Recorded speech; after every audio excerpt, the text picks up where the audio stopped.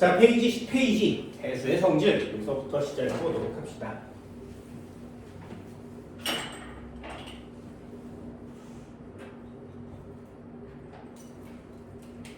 해수라는 건 바닷물이죠. 지구에 가장 많은 양을 차지하고 있는 물입니다. 요거를 배울 때 첫 번째 염분에 대한 내용을 배웠고요. 해수가 가장 중요한 내용은 염분이에요. 해수와 담수의 차이점이죠. 염분이 차이점이기 때문에 이 녀석을 가장 중요한 대표입니다. 기준을 반드시 알아주세요. 염분을 측정하는 기준은 1kg입니다. 이 기준이 가장 중요한 내용이에요. 표충염분에 대한 내용 분포 지역들을 한번 볼 겁니다. 염분에 대한 내용 신경 써주시고요. 그리고 해수 속에 들어있는 용존기체 여기에 대해서 신경을 써주시면 됩니다. 용존기체라는 건 지금 물속에 녹아있는 기체란 뜻이에요. 녹아서 존재하는 기체가 누구니? 라는 걸 배우게 돼요. 그러면 거기에 나오는 기체의 종류, 산소라든가 이산화탄소라든가 이런 것들이 어떻게 존재하니? 란 단어입니다. 그럼 요거에 해당하는 내용을 한번 볼까요? 염분은 종류가 뭐가 있니가 중요하지만 용존기체는 중요한 게 딱 하나밖에 없어요. 기체가 물에 녹니? 한 번만 더 해볼까요? 산소, 물에 녹니? 화학에서는 안 녹는다고 배웁니다. 무극성이에요. 다시요. 이산화탄소 물에 녹니? 안 녹아요. 근데 지구과학에서는 녹아있는 기체라고 배운단 말이죠. 그러면 화학적으로 안 녹는 성질을 갖고 있는 애가 실제로 자연계를 보면 물속에 녹아있는 것처럼 보이죠. 그럼 그게 녹으려면 어떤 역할, 어떤 영향을 받아야 물속에 녹을 수 있을까요? 됐나요? 그러니 용존기체 안 녹는 애가 녹아있다고? 그럼 어느 곳은 잘 안 녹는 애니까 적게 들어있을 거고 어느 곳은 많이 들어있을 거 아니야? 그런 비교샷을 보셔야 됩니다. 그래서 용존기체에 영향을 미치는 건 뭐냐? 수온이에요. 온도에 따라서 기체가 많이 녹을 수도 있고 적게 녹을 수도 있어요. 두 번째, 압력입니다. 압력에 따라서 많이 녹을 수도 있고 적게 녹을 수도 있어요. 하나만 더요. 여기에 중요한 건 요거 두 가지는 다른 과목이랑도 연관되는데 연관이 안 되는 과목이 요거예요. 염분에 따라서도 기체의 용해도가 달라질 수 있습니다. 그래서 이렇게 세 가지에 대한 내용이에요. 요거는 화학적인 내용이고요. 요거는 지구과학적인 내용이죠. 그래서 이렇게 매칭을 시켜주시면 됩니다.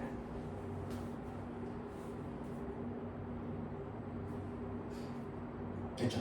그러면 이런 염분과 용존 기체가 어떤 건지, 어떻게 녹고 어떻게 들어있는지를 잘 배운 후에 이 녀석을 두 가지로 나누는 게 지구과학입니다.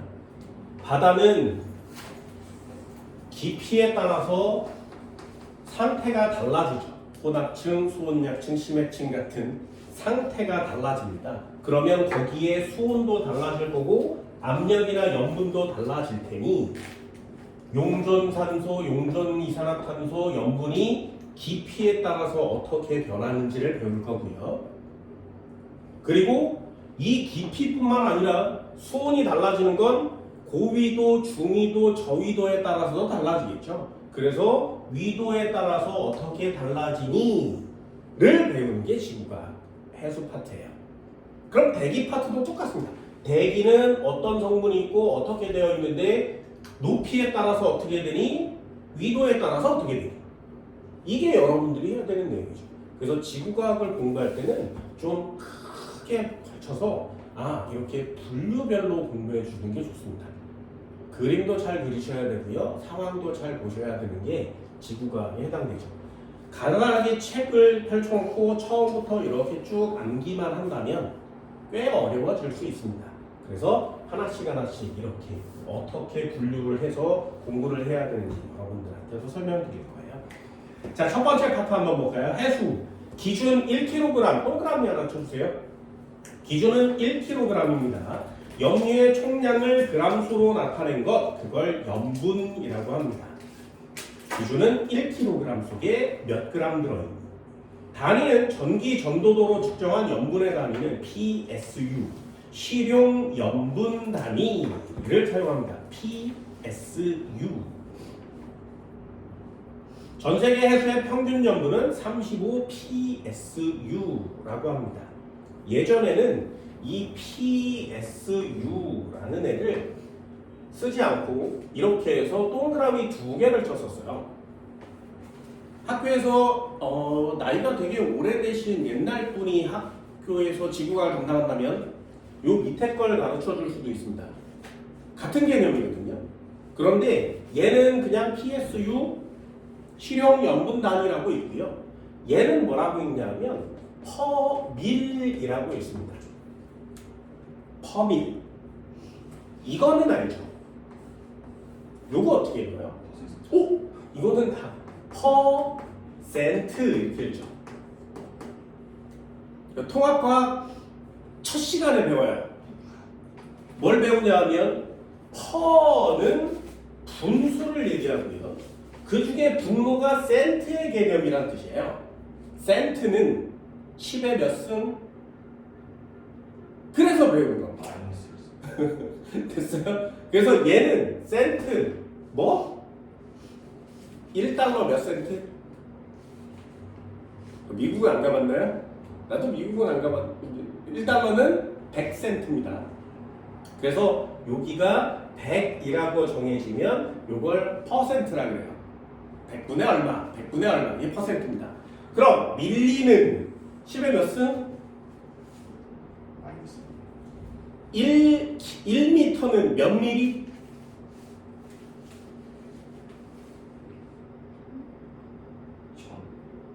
고등학교 1학년을 잘 배웠어야 돼. 그래서 고등학교 1학년을 잘 배웠어야 돼. 통합과학 첫 장 넘기면 나오는 거거든요.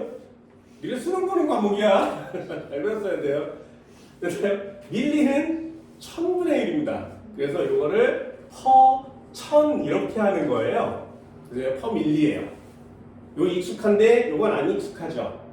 왜요? 요거는 100이란 단어가 100%에 해당되니까. 근데 얘는 왜 퍼 밀이라고 해서 동그라미 3개를 붙이는 거냐? 왜 1kg이잖아요. 1000g이죠. 그래서 분모의 기준이 1000이기 때문에 단위가 퍼밀이고요. 요 녀석을 PSU 이렇게 바꿔서 지금 사용하는 중이에요. 자, 여기 파트에서 제일 중요한 단어는 염분비 일정의 법칙입니다. 반드시 알아두세요. 염분비 일정의 법칙. 해수에 녹아있는 염분의 양은 해양마다 서로 다르지만 염분의 양은 다르지만 녹아있는 염류들의 비율, 여기다 동그라미 칩니다. 비율은 일정합니다.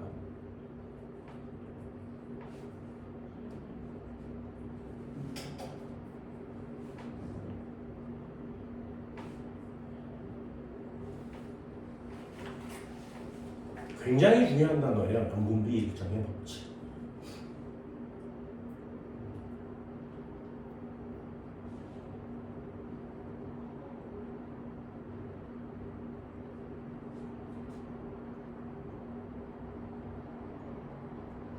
되게 어렵죠. 이것도 나중에 한번 정리를 해드리도록 합니다.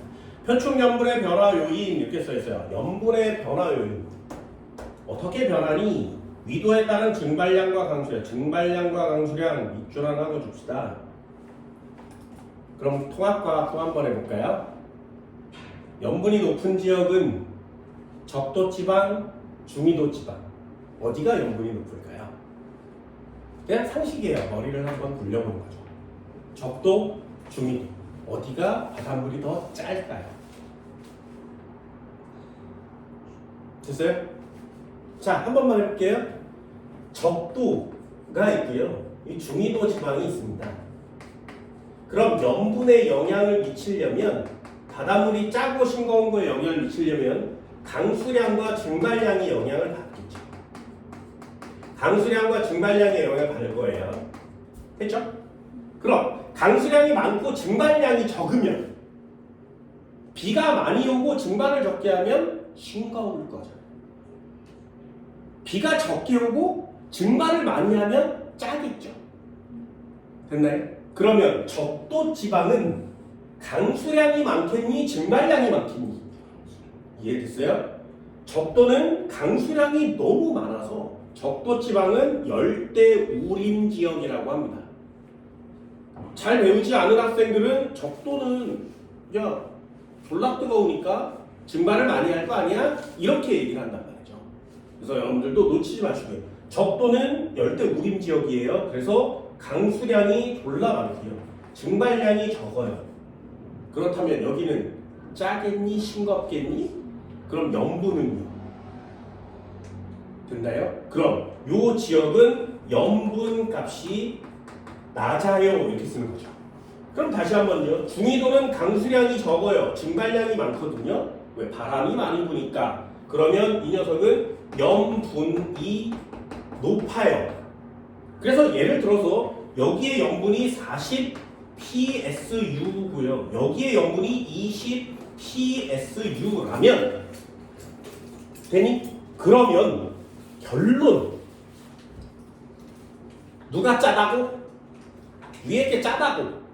됐어? 그러면 나트륨 이온의 양은 어디가 더 많겠니? 중위도가 더 많아요? 얘는 적어요? 여기까지 됐어요? 그럼 다시 한번 나트륨 이온의 비율은 누가 더 많겠니? 그게 얘예요. 3번. 염분의 양은, 염류의 양은 다 달라. 그렇지만 뭐는 똑같다고? 비율은 똑같아요.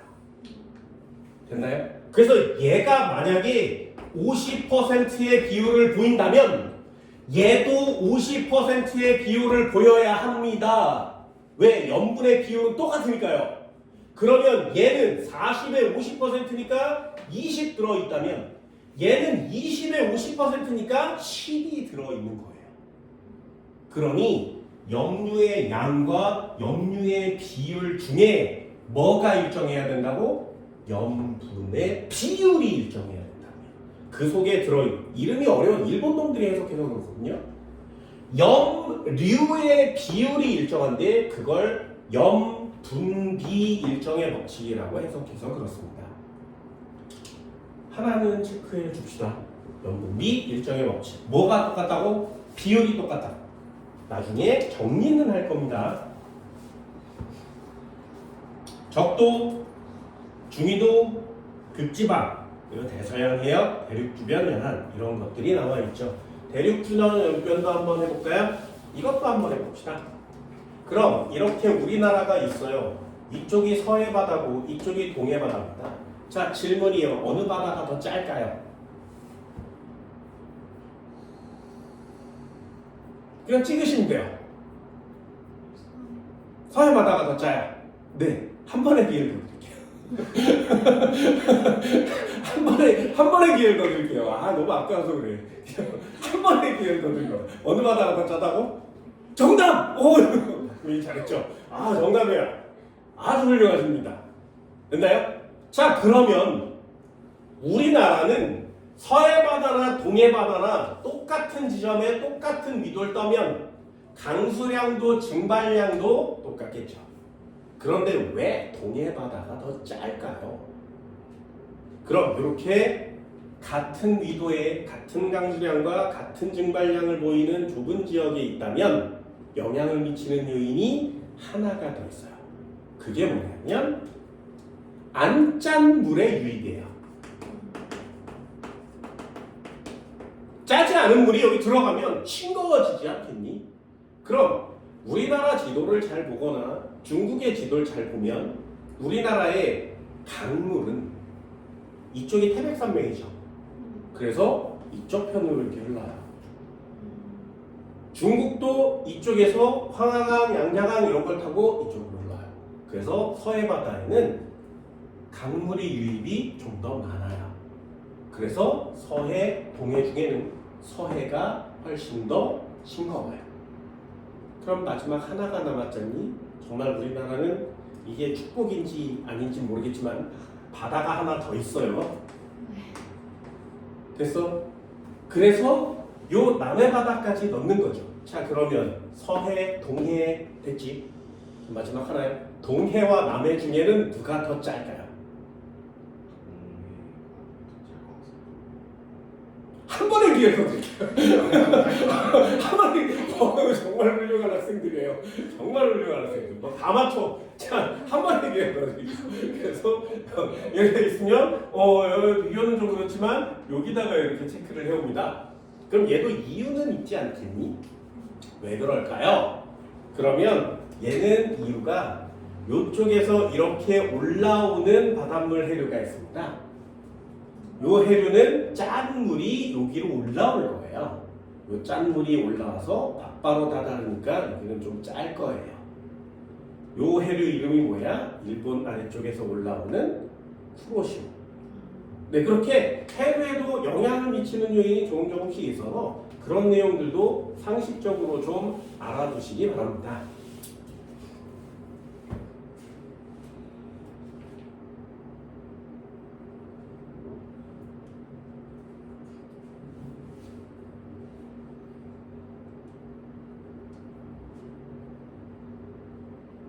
됐니? 자, 마지막 하나만 더 해볼까요? 세계관을 좀 확장시켜서 여기 우리나라가 여기 있고요. 이렇게 있으면 알라스카가 있고요. 여기 미국이 있고 남미가 있고 여기 홍콩, 대만, 세계 지도 먼저 여기 일본이 여기 인도 이렇게 있잖아요. 그리고 이쪽에 아프리카 대륙이 있고 여기에 영국 뭐 있잖아요. 유럽입니다. 유럽은 가본 적 있니? 없어요? 그러면 찍는 수밖에 없겠네. 기회는 많으니까 너무 걱정은 안 하셔도 됩니다. 자, 여기 이름은 태평양이고요. 여기 이름은 대서양이에요. 자, 질문. 태평양과 대서양 중에는 누가 작아요?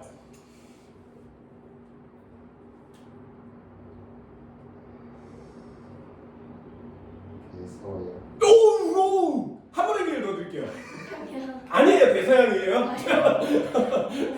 대서양이 더 짭니다. 그럼 얘도 이유는 있을 거 아니겠니? 태평양이 되게 넓잖아요. 그러니까 위도별로 정리하기도 어렵습니다. 강수량과 증발량도 정도에 따라 다 다르겠죠. 대서양도 마찬가지예요. 그럼 이유가 있어야 될 거 아니야? 태평양은 이 전체가 뚫려 있어서 바닷물이 이렇게 순환을 합니다.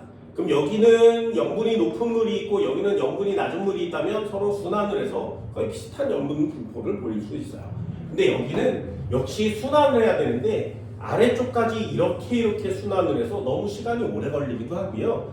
그리고 여기 아프리카 대륙이 너무 커요. 여기에 유럽 아래쪽에 있는 여기가 지중해라는 곳입니다. 사해 뭐 이런 거 들어봤니? 여기가 지중해라는 곳이에요. 겁나 짜요. 이 물이 대서양으로 이렇게 유입이 됩니다. 그래서 대서양이 태평양보다 조금 더 짜요. 이게 여러분들이 해야 되는 내용입니다. 어때요? 내용은 되게 찍기 시험 문제처럼 보이죠? 간단하게 정리 한번 해볼게요. 자, 해수 1. 염분. 해수는 첫 번째 염분에 대한 내용을 배워요. 단위가 뭐라고? PSU. 단위는 PSU.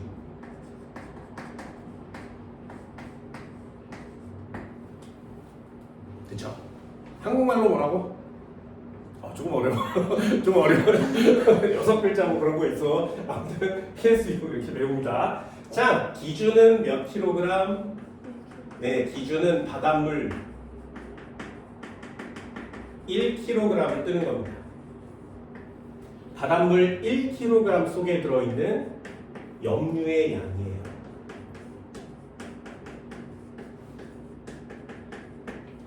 그람수. 그래서 PSU 말고 퍼밀이라는 단어를 쓰기도 한다고 했습니다. 이것도 그냥 상식으로 이렇게 동그라미 2개 써서 퍼밀이라고 표시해요. 역시 상식 하나. 그래서 떴어. 전 세계 바다의 평균 염분은 35입니다. 35. 전 세계는 평균이 35예요.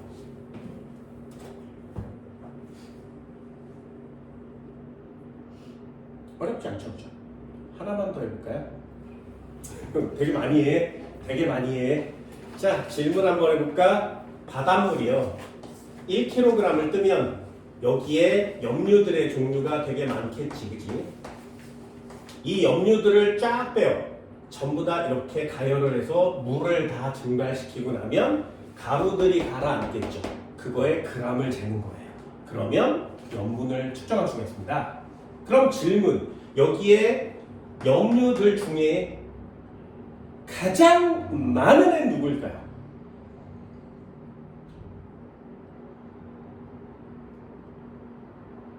바닷물을 먹으면 짜죠.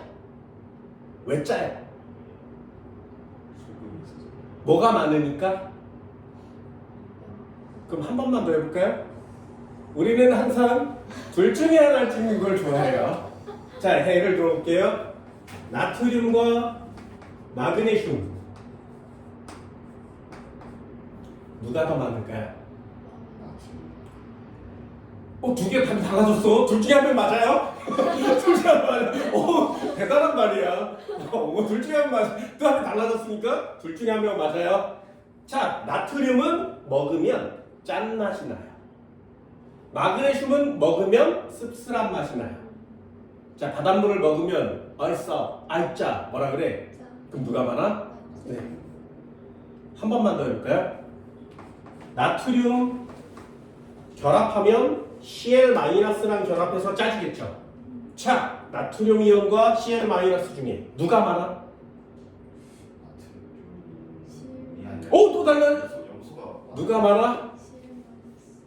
네, 얘가 많아요. 됐나요? 왜? 그래요. 그런 게 중요한 거예요. Cl은 얘랑도 결합하고 얘랑도 결합할 수 있죠. 그래서 바닷속에 제일 많은 이온을 고르세요. 그러면 Cl- 이온을 골라오시는 겁니다. 됐나요? 자, 이렇게 염료들을 다 떴어. 그래서 물을 다 증발시키고 여기에 남은 애를 재면 이 녀석이 35g이 되는 거죠. 그러면 35 PSU라고 합니다. 써드릴까요? 중요한 내용이니까. 마지막 단어입니다. 평균이 35라는 건 바다마다 위치마다 염분은 다 똑같다는 얘기야? 조금씩 다르다는 얘기야? 달라요. 다르니까 평균을 내는 거죠. 그래서 염분은 바다마다 달라요. 그럼 그 안에 녹아있는 염류의 양이 어떻다는 얘기라고? 염류의 양은 이게 염분이죠. 1kg 속에 녹아있는 염류의 양. 얘도 달라요. 하지만 뭔 똑같다고? 네, 무슨 비율이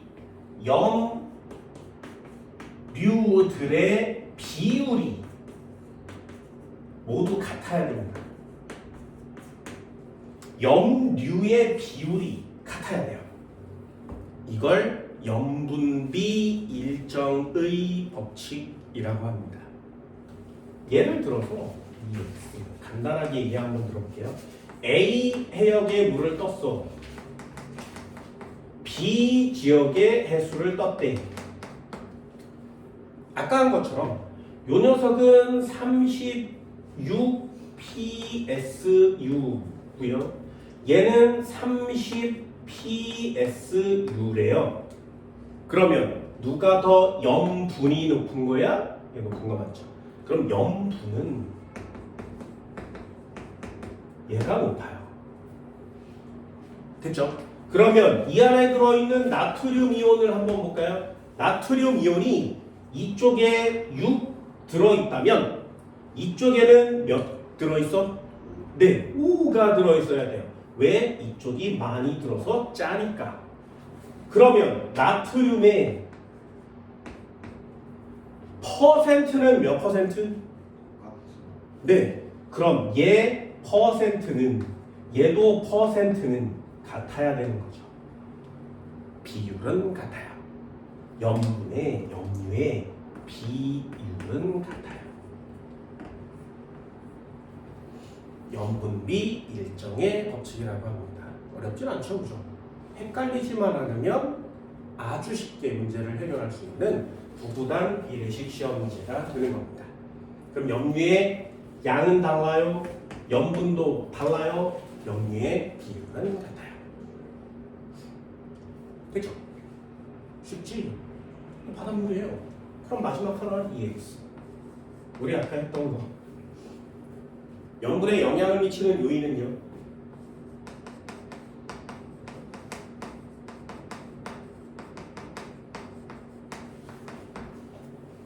여러 가지가 있다겠습니다. 1번 강수량과 증발량.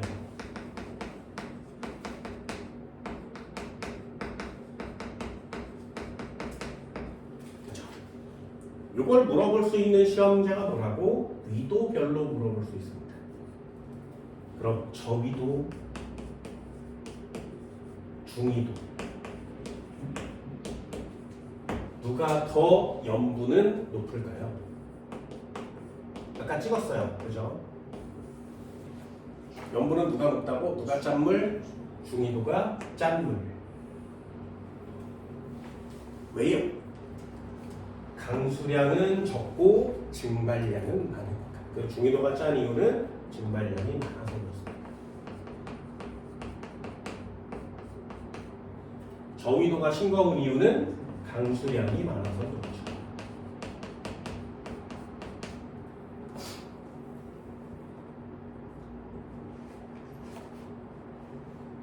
되게 쉽죠? 그죠? 그럼 하나의 질문을 더 내볼까요? 중위도요. 왜 증발량이 많을까요? 사막이 있어서.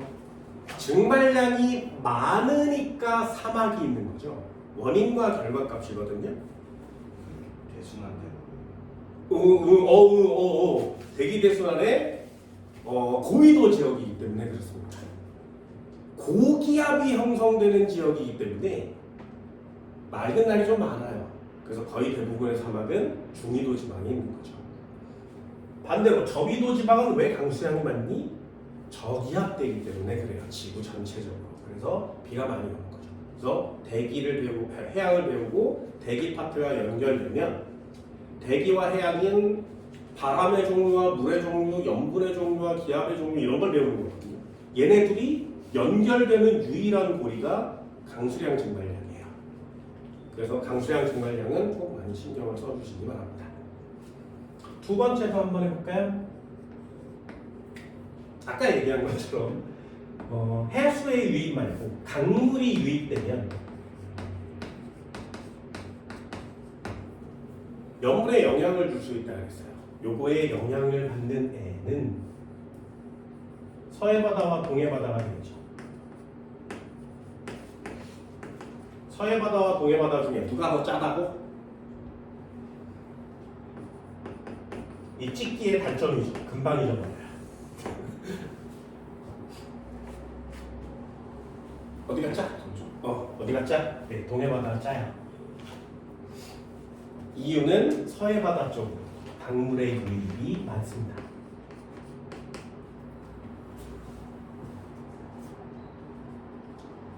나중에 한번 가서 찍어 먹어보세요. 차이가 많이 납니다. 생각보다 차이가 많이 납니다.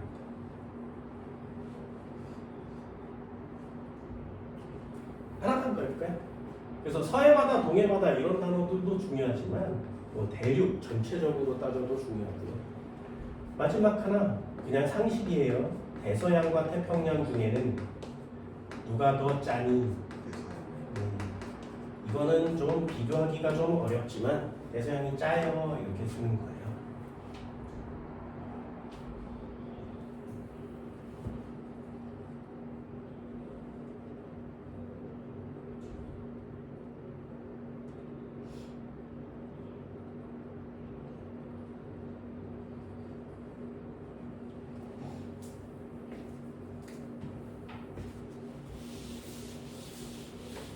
마지막 네 번째도 상식. 자, 극지방의 염분은 높을까요? 낮을까요? 높을 것 같아요. 왜요? 우리는 과학을 배우는 거잖아요. 과학은 이유가 딱 하나예요. 왜요에 대답하기 위해서 과학을 공부하는 겁니다. 극지방은 높을 것 같아요. 왜요?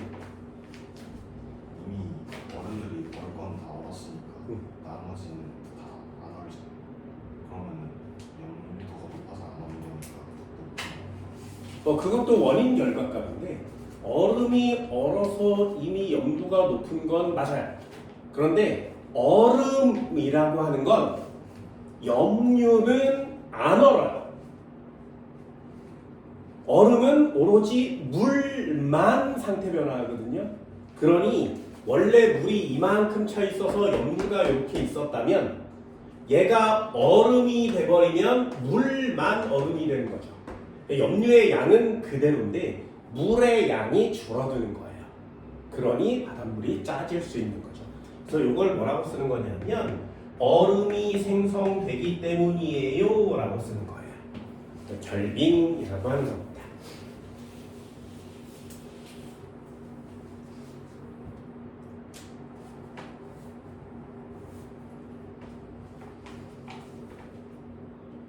근데 콜라 이런 거 얼어있는 상태에서 좀 녹인 다음에 먹어본 적 없니?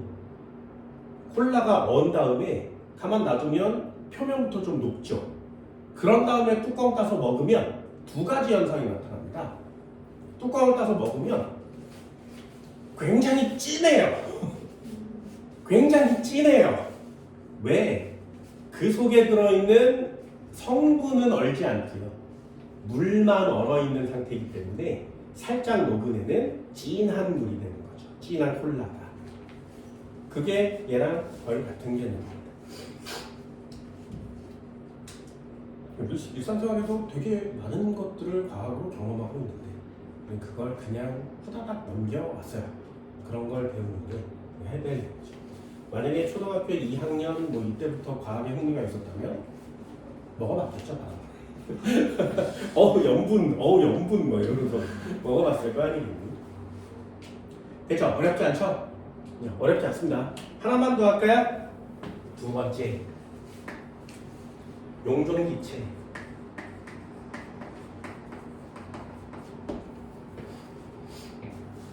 해수 속에 녹아있는 기체, 질소, 산소, 이산화탄소 여러 가지 기체들입니다. 질소 기체 물에 녹지 않습니다. 산소 기체 물에 안 녹아요. 이산화탄소 물에 안 녹아요.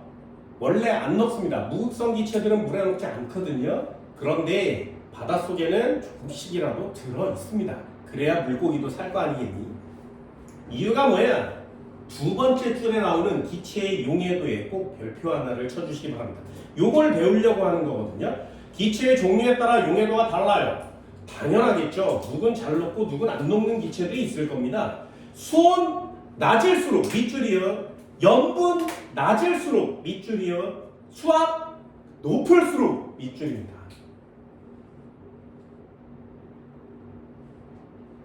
자, 암기 안 하고 그냥 외워보도록 합시다. 소금. 되게 단어가 어렵지 않아요. 암기 안 하고 그냥 외워보도록 합시다. 소금. NaCl이에요. 화학 선행해봤어요? 화학암 선행했어요? 화학암 선행했어요? 오. NaCl 이온 결합 물질이거든요. 고등학교 1학년 때 배웁니다. 이온 결합 물질이에요. 이온 결합 물질은 Na 플러스와 Cl 마이너스로 되어 있는 거 맞죠? 얘를 물에 녹이면 Na 플러스와 Cl 마이너스로 나뉘어 떨어집니다. 우린 이걸 이온화, 수화라고 하고요. 이건 눈에 안 보이는 상태로 변하는 거죠. 이러다가 물이 증발하면 하나씩 플러스 마이너스가 달라붙어서 커다란 덩어리가 돼요. 우린 그걸 결정이라고 하고요. 결정이 되면 눈에 보이기 시작하죠. 됐죠? 그럼 이 녀석이 이렇게 나누어지는 건 여기 물 분자가 얘네들을 가로막기 때문이거든요. 그래서 뜯어놓는 거예요. 그러니 이온은 눈에 안 보여요. 너무 작으니까. 그래서 눈에 안 보이게 돼서 녹았다라고 표현을 합니다. 그럼 소금을 물에 녹이면 이렇게 녹아요. 그럼 더 이상 안 녹을 때까지 계속 소금을 넣으면 남아있죠. 포화됐다고 합니다. 그럼 그 소금을 녹일 수 있는 방법은 두 가지. 네, 가열을 하든가 나머지 하나. 네, 물을 더 넣어요. 두 가지 방법이거든요.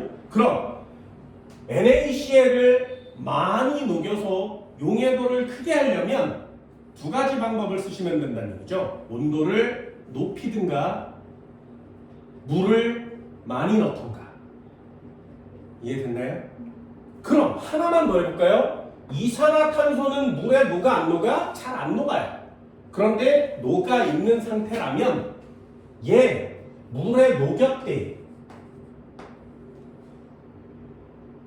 됐죠? 그럼 이산화탄소는 물에 잘 안 녹는데 이 새끼를 물에다 막 때려 쳐넣어서 녹인 거 아니야? 그럼 어떻게 하면 이 물 속에 이산화탄소를 많이 넣을 수 있을까요? 두 가지. 차가워지는 네. 왜요? 콜라랑 똑같은가? 네, 콜라랑 똑같아요. 그건 결론값이죠. 원인값은 아니에요. 왜요?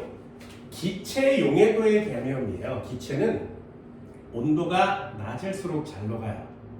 왜냐하면 이것도 그냥 상식적으로 그냥 간단하게 설명을 하면 그냥 이해하기 쉽게 설명을 봅시다. 얘는 떨어질 때 여기에 A의 물 분자들이 막 활발하게 움직이면 양이온과 음이온을 떼어낼 수 있어요. 예를 들면 자석이 이렇게 N극과 S극이 붙어 있는데 살짝 때리는 것보다 졸라 세게 때릴 때 더 잘 떨어지죠. 그거랑 똑같아요. 양이온, 음이온이 이렇게 붙어 있는데 물 분자가 살짝 때리면 잘 안 떨어져요. 그런데 얘를 졸라 세게 때리면 잘 떨어진단 말이죠. 가열을 하면 이 물 분자가 얘네들 사이를 삐집고 들어가서 얘네들을 포기할 수 있어요. 됐죠? 근데 이 녀석은 물에 녹일 때 말이야 이산화탄소 자체적으로는 잘 안 녹습니다. 두 가지가 있는데 아주 극히 일부분은 이산화탄소 형태로 녹고요. 좀 다량은 얘를 물에 녹을 수 있는 이온 상태로 만듭니다. 이온이 되면 물에 녹는 거예요. 그래서 이온이 되었다라고 얘기하고요. HCO3- 이렇습니다. 여기에 H가 한 번 더 붙으면 H2CO3가 되죠. 우린 이걸 뭐라 그래? 탄산이라고 해요. 그래서 이산화탄소가 물에 녹아있는 형태를 탄산음료라고 하는 거죠. 그러면 뚜껑을 열어서 김이 막 기포처럼 뿜어져 나오면 이 녀석이 이산화탄소로 녹아있는 건 극히 일부분이라고 했습니다. 거의 대부분이 이렇게 있죠. 그래서 여러분들이 먹는 음료수가 탄산음료죠. 이산화탄소 음료라고 안 그러지. 이제야 이제 인정하는 거죠, 그죠? 십몇 년을 살았는데 이제야. 그래서 뚜껑을 탁 열면 거기서 화학 반응이 진행돼서 얘가 이렇게 바뀌면 이렇게 되는 거예요. 근데 원래는 용액 속에 이 상태로 존재합니다. 왜? 탄산이죠. 산이잖아요. 물에 넣는 순간 어떻게 된다고? 수소이온을 내놔야 되지. 그게 산이니까. 그래서 수소이온을 내놓고 이 상태로 있는 거예요. 그래서 뚜껑을 열면 되돌아가서 얘가 나가는 거거든요. 얘를. 그럼 얘를 이렇게 결합시켜야 녹아있는 상태가 되죠. 얘랑은 좀 반대 개념이 되는 거예요. 그래서 얘는 뜯어내는 게 녹는 거고요. 얘는 붙이는 게 녹는 거예요. 이해되니? 그러니까 가열하면 잘 뜯어지는 거고 가열하면 잘 뜯어져야 돼요. 안 붙어요. 그러니 얘는 냉각시켜야 잘 붙는 거예요. 신기하지? 이런 걸 다 알고 있는 나는 미친놈이죠. 신기하죠? 그냥 기체는 온도가 낮을수록 잘 녹아요. 이런 거보다 좀 괜찮잖아요? 그래서 이런 것들도 상식으로 좀 알아주세요. 뚜껑을 막는 이유는 역시 압력이 클수록 잘 녹습니다. 압력이 클수록 잘 녹는 건 고체든 액체든 상관이 없고요. 물이 많을수록 잘 녹는 것도 고체든 액체든 기체든 상관이 없습니다. 됐죠? 그럼 뭐만 차이나? 온도만 차이나요? 그것만 꼭 체크해 줍니다. 용존기체요. 영향을 미치는 건 세 종류가 되고요. 좀 많이 따지면 네 종류가 됩니다. 기체의 종류에 따라서 다르고요. 이건 당연한 내용이니까. 뭐에 따라 다르다고? 수온에 따라 달라요. 그리고 염분에 따라 달라요. 그리고 수압력에 따라 다릅니다. 질문 하나만요. 용존기체에 많이 녹이려면 온도가 어떻게 돼야 된다고? 네, 온도는 낮을수록 잘 녹습니다. 그럼 염분은 어떨수록 잘 녹는다고? 낮아요. 왜요? 항상 언제나 왜요? 내 수업은 항상 왜요? 아까 얘기했어요. 뭔가가 녹으려면 영향을 미치는 게 두 가지가 있다 그랬지. 하나 뭐라고? 온도. 또 하나 뭐예요? 물의 양이요. 물 부으면 잘 녹는다며. 우리 계속 얘기하고 있잖아요. 물 더 넣으면 잘 녹는다며. 그럼 물을 더 넣으면 잘 녹는 건 물의 양이 많아지면 잘 녹는다는 거죠. 그럼 물의 양이 많아지면 염분은 어떻게 되는 거야? 낮아지는 거죠. 당연히. 됐어요? 외우는 게 아니라 살짝쿵 이해해 주시면 돼요. 지구과학은 되게 당연한 과목이거든요.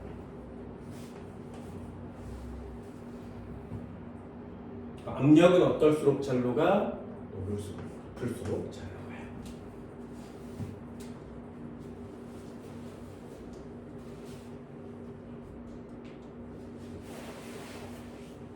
그럼 염분이 낮다는 게 물이 있는 비율이 높다는 거. 그렇죠.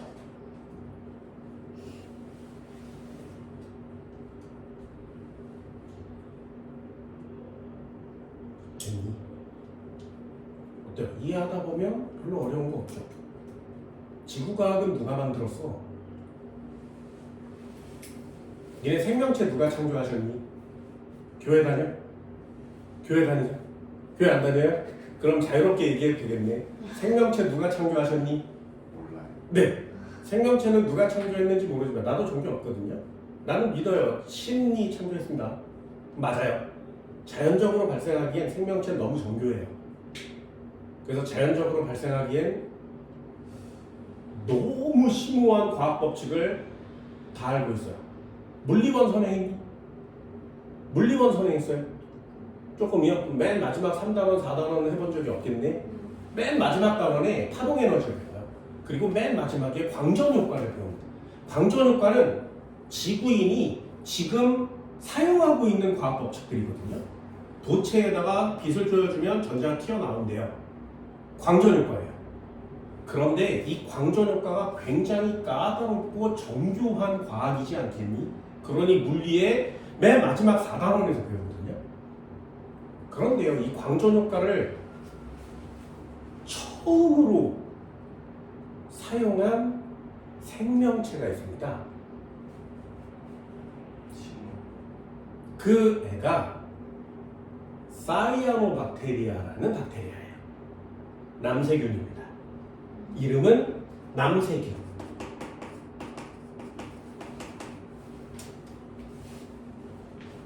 들어는 봤니? 남세균이 왜 이렇게 유명해? 광합성. 네. 그럼 광합성 하는 애는 소나무도 있고 참나무도 있고, 근데 왜 얘는 이렇게 유명해? 네, 그 단어가 중요해요. 항상 우리는 최초가 중요한 겁니다. 지구상에 나타난 최초의 생명체예요. 그래서 유명합니다. 이 녀석이 지구에 짠! 하고 나타났거든요. 짠! 하고 나타난 다음에 가장 먼저 한 짓이 뭐야? 광합성이에요.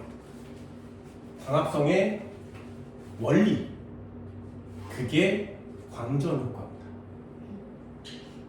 그럼 지구상에 바다만 있었어?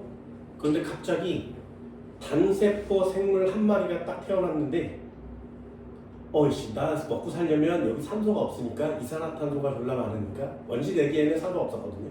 이산화탄소 많으니까 이산화탄소를 먹어야지. 그리고 여기는 물속이니까 물이 많지. 이산화탄소가 제일 많아요? 물이 제일 많아요. 그러면 물과 이산화탄소가 가장 많은 환경에서 최초로 태어난 생명체니까 물과 이산화탄소를 원료로 사용하는 게 유리했죠. 됐죠? 그리고 대기가 없으니까, 대기가 희박하니까 태양빛이 졸라 내리친단 말이죠. 그러니까 에너지를 이렇게 보니까 와, 씨, 졸라 따가워 선크림 뭐 이러지 않고 태양 에너지를 적극적으로 먹는 방법을 택한 거예요. 그렇게 세 가지가 합쳐져서 나 먹고 살 에너지를 스스로 만들어야 되죠. 그걸 만드는 방법으로 광전 효과를 택한 거예요. 그 생물의 광합성은 식물, 생물에서 배우는 게 아니라 물리학에도 굉장히 중요한 역할을 합니다. 그렇다면 생각을 해보세요. 최초로 나타난 생명체야 내가. 광합성 해야지. 이산화탄소 6개와 물 6개 합쳐서 12개 합쳐서 포도당 하나 만들어야지. C6H12O6 이러진 않을 거 아니겠니? 광전 효과, 빛을 쪼이면 전자가 튀어나오는데 그럼 전자의 위치에 맞는 운동에너지를 사용하면 되겠네? 안 할 거 아니에요. 누군가가 그걸 다 알고 있는 사람이 조립했단 말이죠. 그러지 않으면 최초의 생명체가 나타나기가 어렵습니다. 그래서 나타난 거예요. 이 남세균이. 유명한 이유 두 번째, 이 남세균이 광합성을 한 결과 배출한 애가 나오겠죠. 그 배출한 애가 산소죠. 그래서 지금 지구인들이 산소를 먹고 살게 된 겁니다. 지구의 환경. 여러분들이 먹는 산소가 이 남세균이 먹는 거예요. 지금도 바다에서 계속 산소를 만들어내고 있거든요. 그래서 우리가 계속 먹고 있는 거죠. 몇 년 동안? 38억 년 동안. 38억 년 전에 태어난 생명체도 광합성 광전 효과를 알고 있다는 거지.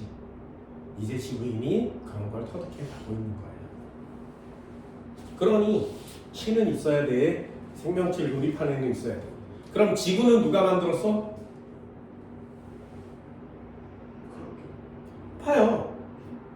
생명체는 내가 살기 위해서 몸 상태를 변화시키고 적응 진화해야 되거든요. 그럼 최초의 생명체는 적응 진화의 개념이 없죠. 탄생이죠. 근데 지구도 탄생이거든요. 그럼 지구도 되게 정교한 개념으로 만들어졌다는 얘기지. 거의 대부분의 행성들이. 그럼 얘네들은, 지구는 어떻게 만들어졌을까요? 살아남기 위해서 만든 게 아니라 가스먼지가 회전하면서 원시별 주계열성이 돼서 태양이 만들어진 거예요. 주변에 가스들이 뭉쳐서 미행성체가 되고 충돌해서 덩어리가 된 후에 굳어서 지각과 바다가 생성되는 자연적으로 생겼어요. 자연적으로 생겼어요. 저절로 생긴 게 지구란 말이죠. 그럼 그 환경만 똑같으면 전 우주에 지구 같은 행성체가 되게 많다는 얘기지. 이해되니? 우주에 지구 같은 행성은 무지하게 많을 수 있어요. 왜? 저절로 만들어졌으니까. 그런데 전 우주에 인간과 같은 또는 지구의 생명체 같은 그런 것과 동일한 생명체는 많이 없을 거예요. 니네 아바타 봤어? 네. 졸라 재밌잖아요. 미쳐버리잖아요. 1초 만드는데 5천만 원이 든대요. 1초를 만드는데. 그런 미친 영화를 3시간 동안 만든단 말이죠.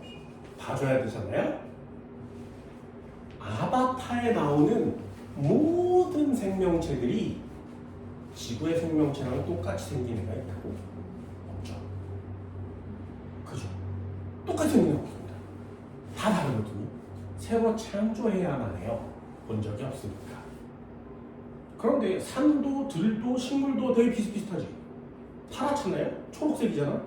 그럼 둥둥 떠있는 섬은 표현하기 지구에는 없지만 그 바위는 석회암, 화강암 그 위에 풀 초록색 광합성을 한다는 얘기죠. 이렇게 행성이나 항성이나 이런 것들은 자연계에서 저절로 만들어지기 때문에 비슷할 수 있어요. 하지만 생명체는 그게 안 됩니다. 내가 하고 싶은 얘기가 뭐냐면 지구 자체는 저절로 만들어졌어요.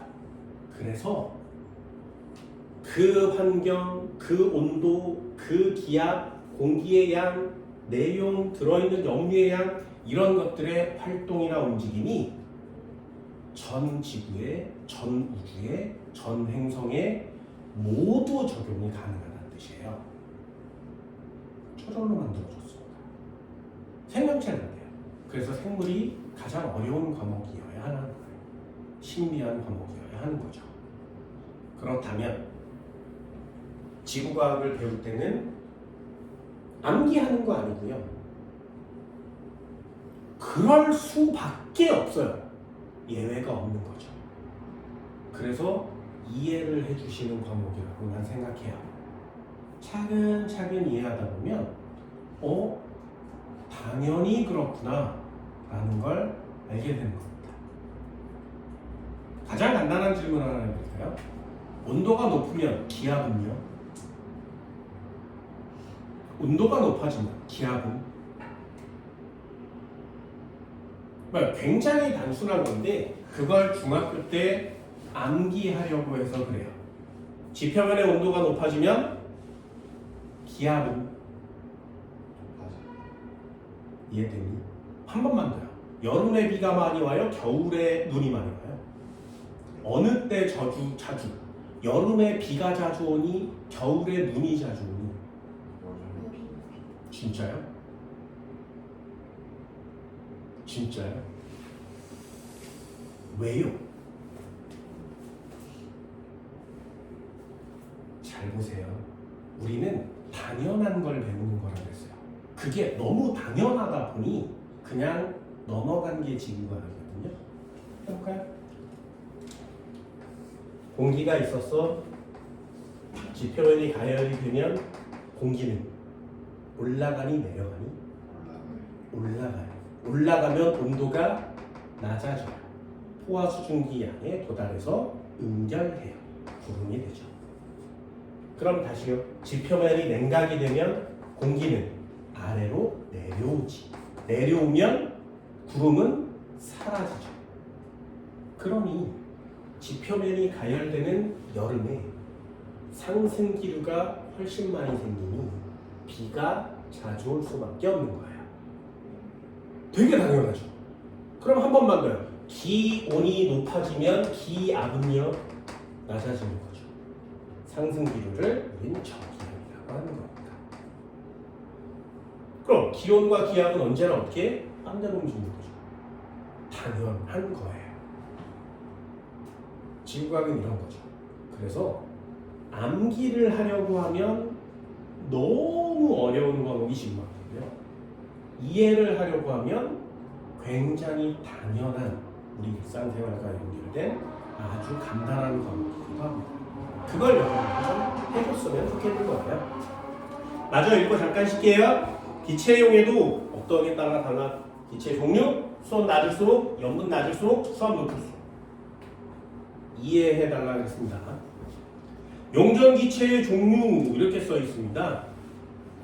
용전산소, 용전이산화탄소. 한번 읽어볼게요. 용전산소요. 대기 중에 산소가 해수 표면으로 녹아 들어오거나 해양식물이나 식물성 플랑크톤의 광합성 작용으로 생성되며 그래서 공급되며 해양생물의 생명활동에 반드시 필요한 기체이다.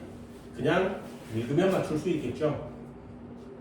용전이산화탄소, 대기 중에 이산화탄소가 해수 표면으로 녹아 들어가거나 해양생물의 호흡 과정에서 생성되거나 그 다음에 밑줄 하나 넣어줄까요? 중탄산이온과 탄산이온의 형태로 존재한다. 나 밑줄 하나 넣어줍시다. 아까도 얘기한 것처럼 이산화탄소는 이 상태로 물에 녹기는 참 어렵습니다. 그래서 일부분은 이산화탄소로 존재하고요. 거의 대부분은 이온 상태로 존재해요.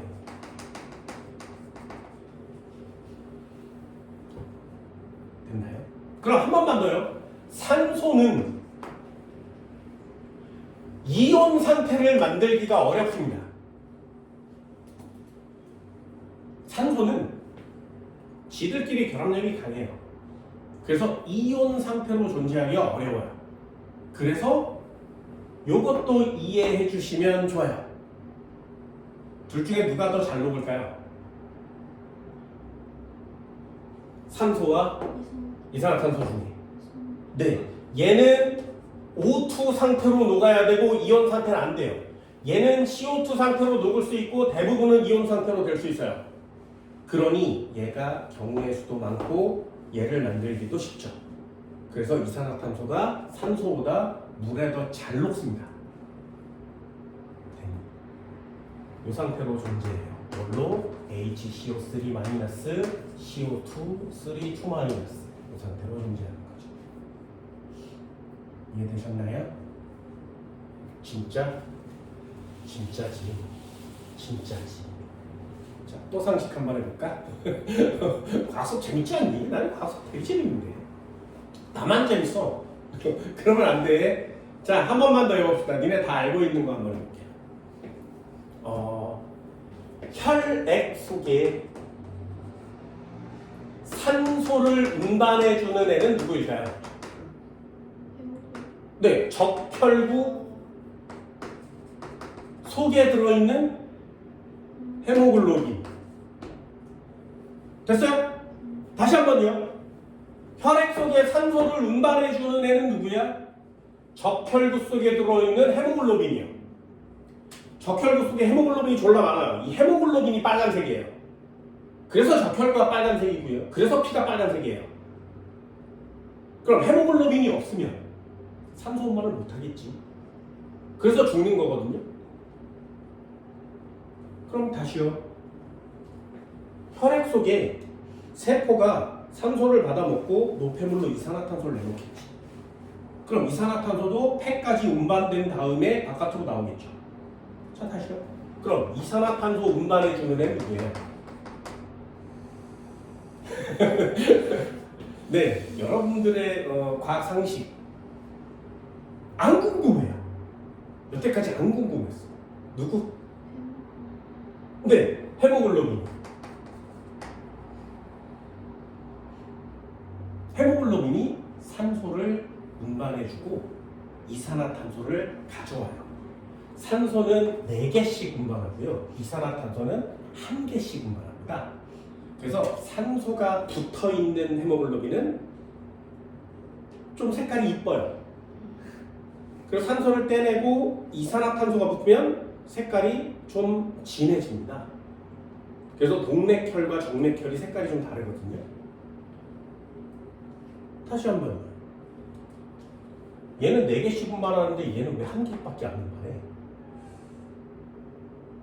이걸 이해하면 우리는 되게 많은 일들을 할 수 있어요. 왜냐하면 이산화탄소는 혈액에 녹은 상태로 직접 이동할 수 있거든요. 왜요? HCO3- 상태가 될 수 있으니까. CO3 2- 상태가 될 수 있으니까. 그래서 몸속에서 이산화탄소가 나오면 이산화탄소는 이렇게 가다가 이온 상태로 바뀌어요. 그러면 그냥 혈액 타고 갈 수 있죠. 이온 상태로 못된 아주 일부의 이산화탄소만 데리고 가는 거예요. 근데 산소는 이온 상태가 될 수 없으니 모든 애들을 적혈구가 헤모글로빈이 가지고 이동해야 된단 말이죠. 됐어요? 그럼 둘 중에 누가 더 잘 녹는 거야? 이산화탄소 좀 더 잘 녹는 거 맞지? 산소와 이산화탄소 중에. 쉽죠? 그죠? 그래서 지금 현재 바닷물에는 산소, 용존산소보다 용존 이산화탄소가 좀 더 많아요. 근데 바닷물에 수온이 올라가면 어떻게 돼? 이 이산화탄소가 녹아 있어야 되는데 산소보다 많은데 더 많이 뿜어져 나오겠지. 그러면 걔네들이 더 많이 지구에 둘러싸이겠지. 그러면 온실 효과가 더 커지겠지. 지구 온난화가 급격히 진행되는 거죠. 그 이산화탄소 때문에 어려운 거예요. 자, 이산화탄소가 산소보다 물에 잘 녹아요 한 단어가 이만큼 들어있는 거죠. 네, 이온 상태로 존재해요. 이런 내용들도 좀 많이 알아두도록 합시다. 용존기체의 연직 분포 변화 이런 거 있거든요. 꼭 알아두세요. 굉장히 중요합니다. 잘 보세요. 이게 그래프를 비교하셔야 되는데 얘는 EX DP에 따른 용존기체입니다. 잘 보고 있으면 그래프가 완전 반대죠. 완전 반대. 자, 해볼게요. 하나의 그래프는 어떻게 생겼냐면 여기서 시작해서 이렇게 간 다음에 이렇게 내려가고 있어요. 그지? 그런 다음에 여기가 이렇게 해서 꺾인 다음에 살짝 조금씩 올라오거든요. 요것도 포인트. 얘도 이렇게 그려보면 요 녀석도 얘는 반대쪽으로 꺾여요. 됐지? 그러니 비교샷 시험 문제 안 될 수 없죠. 당연히요. 자, 질문. A와 B 중에 산소는 누구일까요? 그게 시험 문제가 안 될 수가 없지. 처음 보는 그래프니까. 이해됐어? 우리는 항상 언제나 기체가 수온이 낮을수록 염분이 낮을수록 수온이 높을수록 잘 녹아요 라고 배우지만 사실 따지고 보면 기체의 종류에 따라서 용해도가 다른 거죠. 깊이에 따라서 달라지는 것 같습니다. 그러면 한 번만 더요. 이걸 맞출 수 있는 팁을 두 가지를 드릴게요. 첫 번째, 낮아졌다가 이렇게, 얘는 높아졌다 이렇게. 되니? 자, 질문 한번 해봅시다. 둘 중에 누가 산소고 누가 이산화탄소일까요? 그러면 얘가 산소요, 얘가 이산화탄소요. 고르는 방법 두 가지가 있어요. 첫 번째는 여기에 숫자를 보세요. 첫 번째 그래프의 이 꼭대기의 숫자는 용존 산소량 밀리리터 퍼 리터 거기에 보면 5와 10 사이에 있지. 예를 들어서 얘를 7이라고 해봅시다. 그럼 이쪽 그래프는 여기가 숫자가 얼마야? 45와 48 사이에 있죠. 그럼 얘는 46이란 얘기지. 이해되니? 자, 다시 한번 요 아까 계속 설명한 게 이거예요. 왜? 이 그래프 풀기 위해서 그렇거든요. 잘 봐. 물속에 산소와 이산화탄소 중에 누가 더 잘 녹는다고? 이산화탄소요. 이산화탄소 많죠, 당연히. 이해되니? 이온 상태로 존재하니까 이산화탄소가 더 많이 녹아서 용존 기체가 산소는 7이지만 얘는 46이에요.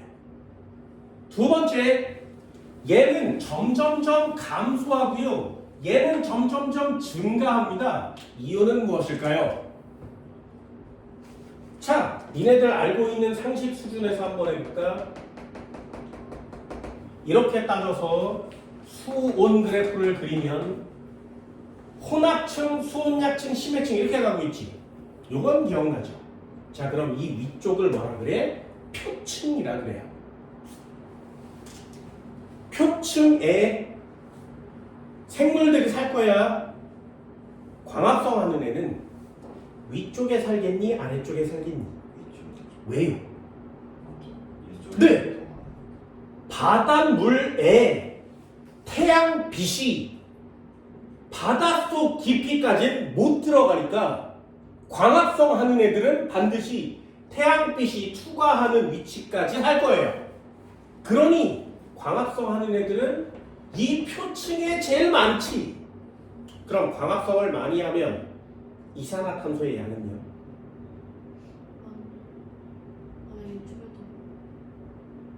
산소의 양은요? 그럼 반대로 돼야 되잖아요.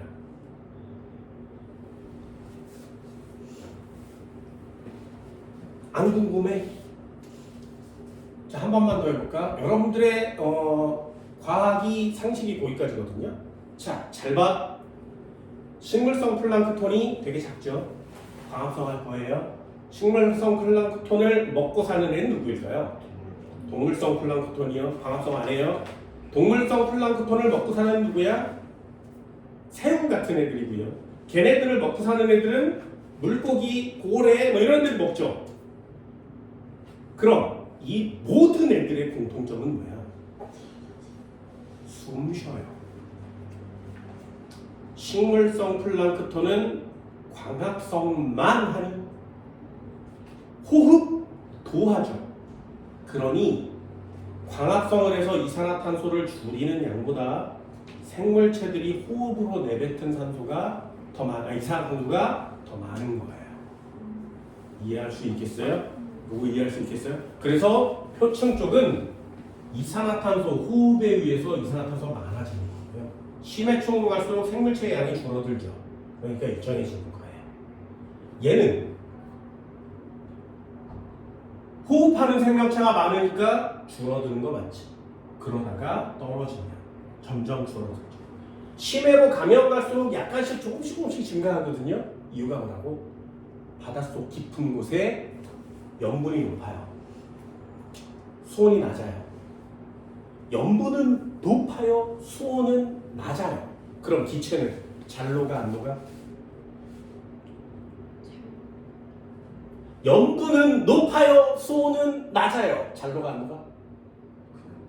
잘 녹아요. 마지막 결론이에요. 그러면 기체의 용해도는 염분이 더 영향을 미치는 거야? 수온이 영향을 미치는 거야? 네. 기체의 용해도에 가장 많은 영향을 미치는 건 온도라는 뜻이에요. 이해됐어요? 어때? 이해하면 꽤 괜찮죠? 읽어볼게요. 표층에서 용존산소량이 가장 많다. 용존산소량 많아요. 왜 그러니? 대기로부터 유입되는 산소와 식물성 플랑크톤의 광합성 작용. 그래서 산소가 많습니다. 그런데 조금씩 들어가면 들어갈수록 어떻게 된다고? 용존산소량이 급격히 감소합니다. 대기에서 해수로 녹아 들어가는 산소의 양과 광합성량이 모두 감소하므로 호흡을 많이 하니까 꼭대기점은 높은데 왜 낮아지니? 호흡을 많이 하니까. 심층에서 한번 볼까요? 용존산소량 증가한다. 여기다 밑줄 하나 넣으세요. 심해층은 용존산소에 살짝 증가합니다.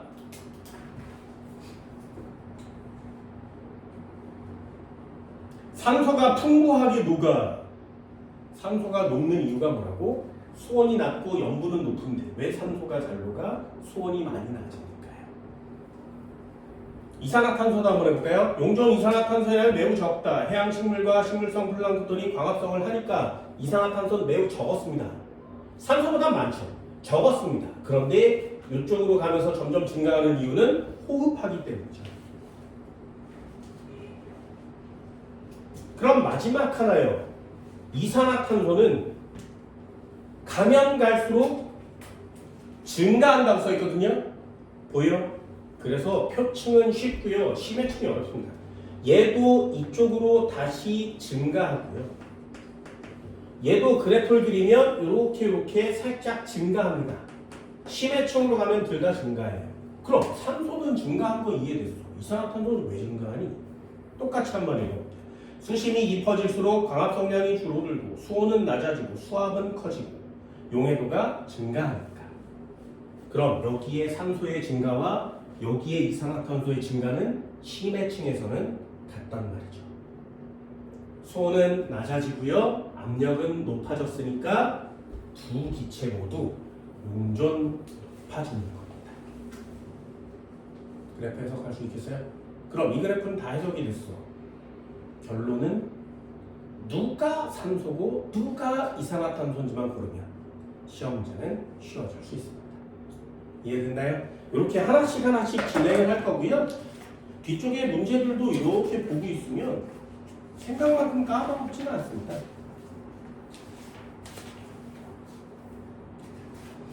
나머지는 전부 다 해석하는 시험 문제들이거든요. 여기에 24페이지 한번 펼쳐볼까요? 네 문제 모두 다 이상한 그래프 있지. 저쪽 편에 실력 문제 두 문제에도 이상하게 생긴 빗금 그래프가 있죠. 역시 지구과학의 2학년 해양 파트의 시험 문제는 이 빗금 그래프가 되는 겁니다. 됐나요? 쉽죠? 야 이게 쉽지. 물리만 돌림이 그냥 그거보다 이게 쉽지. 칠판 지울게요. 잠깐 쉬어요. 자, 페이지 13페이지 해수의 물리적 성질에 대한 내용도 한번 해보도록 합시다. 수온 이렇게 써있고요. 수온을 모르는 사람은 없죠. 해수의 온도 당연한 거고요. 가장 기본적인 요소가 됩니다. 물을 분류할 때는 해수를 분류할 때는 수온으로 분류해요. 저위도, 중위도, 고위도. 수온은 어떻게 되니? 혼합층, 수온 약층, 심해층. 수온은 어떻게 되니? 이렇게 분류를 합니다. 표층 수온 분포의 특징 역시 한번 볼 건데 수온은 표층 수온이 있고요. 깊이 내려가면 심해 수온도 있습니다. 그래서 표층 수온을 기본으로 잡는 건데 표층 수온에 가장 많이 영향을 미치는 건 역시 태양 에너지겠죠. 표층 수온의 분포 특징 한번 볼게요. 등 수온선의 분포는 위도와 대체로 나란하다. 위도는 가로줄이거든요. 지구가 이렇게 있으면 위도는 가로줄이에요. 그죠? 그러니 위도는 가로줄. 왜? 태양 복사 에너지가 어디에 더 많이 오냐예요. 가운데 적도를 이렇게 놔두면 사람이 이렇게 서 있는 거 맞지? 극지방을 이렇게 놔두면 여기 서 있고요. 중위도 지방을 이렇게 놔두면 여기 서 있습니다. 태양빛은 지구에 나란하게 이렇게 오거든요. 그럴 때 저위도 지방에 있는 애들은 야 태양 어디 떠 있니? 라고 얘기하면 여기 이렇게 얘기할 거 아니야? 그럼 중위도 지방에 있는 애도 어떻게 얘기해? 저기 이렇게 얘기할 거 아니겠니? 그럼 극지방은 뭐라고 얘기해? 여기 이럴 거 아니야? 이해돼서? 그럼 태양이 누가 제일 높이 뜰 수 있는 거니? 얘죠. 그걸 남중고도라고 하거든요. 남중고도가 높으면 태양 에너지의 양이 많은 거예요. 그러면 저위도 지방은 모두 다 어디 서 있든 태양은 여기 있는 거지. 그러니 여기 부분에 있는 수온들은 거의 대부분 다 비슷할 거고요. 중위도 지방에 있는 애들도 거의 대부분 다 이렇게 얘기하겠죠. 그러니 여기에 있는 애들도 다 비슷한 거예요. 그래서 수온 분포는 태양 에너지의 영향을 받으니까 위도에 나란하게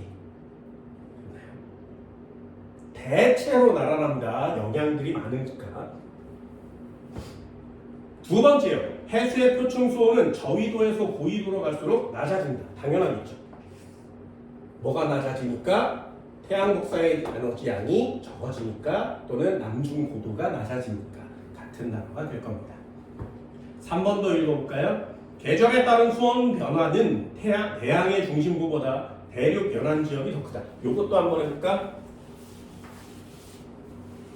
단어가 어렵습니다. 계절에 따른 수온 변화는 바닷물이 있었는데 이만큼이고요. 여기에 대륙이 있대요. 우리나라는 좀 작으니까 좀 크게 그려봅시다. 우리나라 대륙이 있대요. 그러면 바다의 한가운데가 수온의 변화가 크겠니? 대륙 쪽에 갈수록 수온 변화가 크겠니? 이런 뜻이야. 바다 한가운데 있으면 얘는 대륙의 영향보다 오로지 바다의 영향을 많이 받겠죠. 근데 대륙에 가까이 붙어 있으면 여기 바닷물은 대륙의 영향을 많이 받겠죠. 그러면 그걸 연교차라고 하거든요. 가장 높을 때와 가장 낮을 때의 차이, 연교차라고 합니다. 그럼 연교차는 대륙에 가까울수록 크겠니? 바다 한가운데 있을수록 크겠니? 이해됐어요? 이것도 상식적으로 따져보면 밀도의 영향을 받습니다. 비열의 영향을 받습니다. 그럼 땅바닥이 비열이 크겠니? 바다, 물이 비열이 크겠니? 네, 물이 비열이 커요.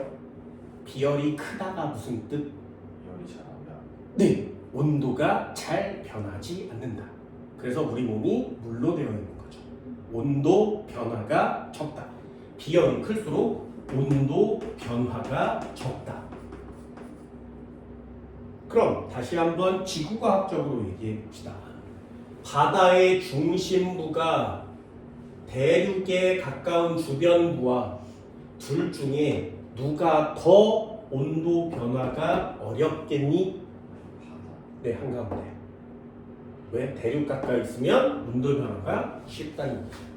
그걸 지구과학적으로 다시 대륙의 주변부와 바다의 중심부 어디가 연교차가 작겠니? 이해됐어요? 그게 예예요. 계절에 따른 수온 변화는 대양의 중심부보다 대륙 연안 지역이 더 크다. 됐나요? 비열에다 동그라미 하나 쳐주실까요? 비열이 클수록 온도 변화 어렵다. 해류나 용승 등의 영향을 받는 곳은 등수원선이 위도와 나란하지 않다. 이것도 꼭 하나예요. 그래서 대체로 위도와 나란한데 위도와 나란하지 않은 이유가 생긴단 말이죠. 해류나 용승 때문에 생긴다. 용승 들어봤어? 엘니뇨 할 때 배우죠? 용승. 아래에 있는 물이 위로 올라가면 이걸 용승이라 그래요. 그럼 아래쪽에 있는 물은 대체로 다 찬물이죠. 그래서 올라와서 용승이 생기면 여기는 30도였는데 갑자기 10도로 낮아지니까 똑같은 위도여도 수온 일정하지가 않은 거지. 등수온선이 삐뚤어질 수 있는 겁니다.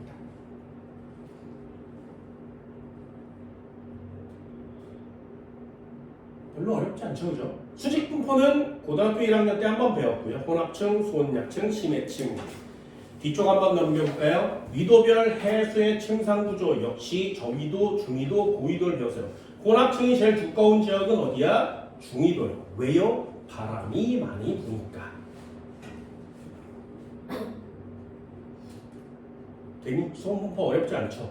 밀도 파트 한번 해볼까요? 여기다가 별표 3개 쳐드렸습니다. 밀도 그래프에다가 수온 염분도 밀도 별표 3개 쳐드렸어요. 이거 연구하시면 돼요. 물질의 단위 부피당 질량을 나타내는 물리량, 이걸 밀도라고 합니다.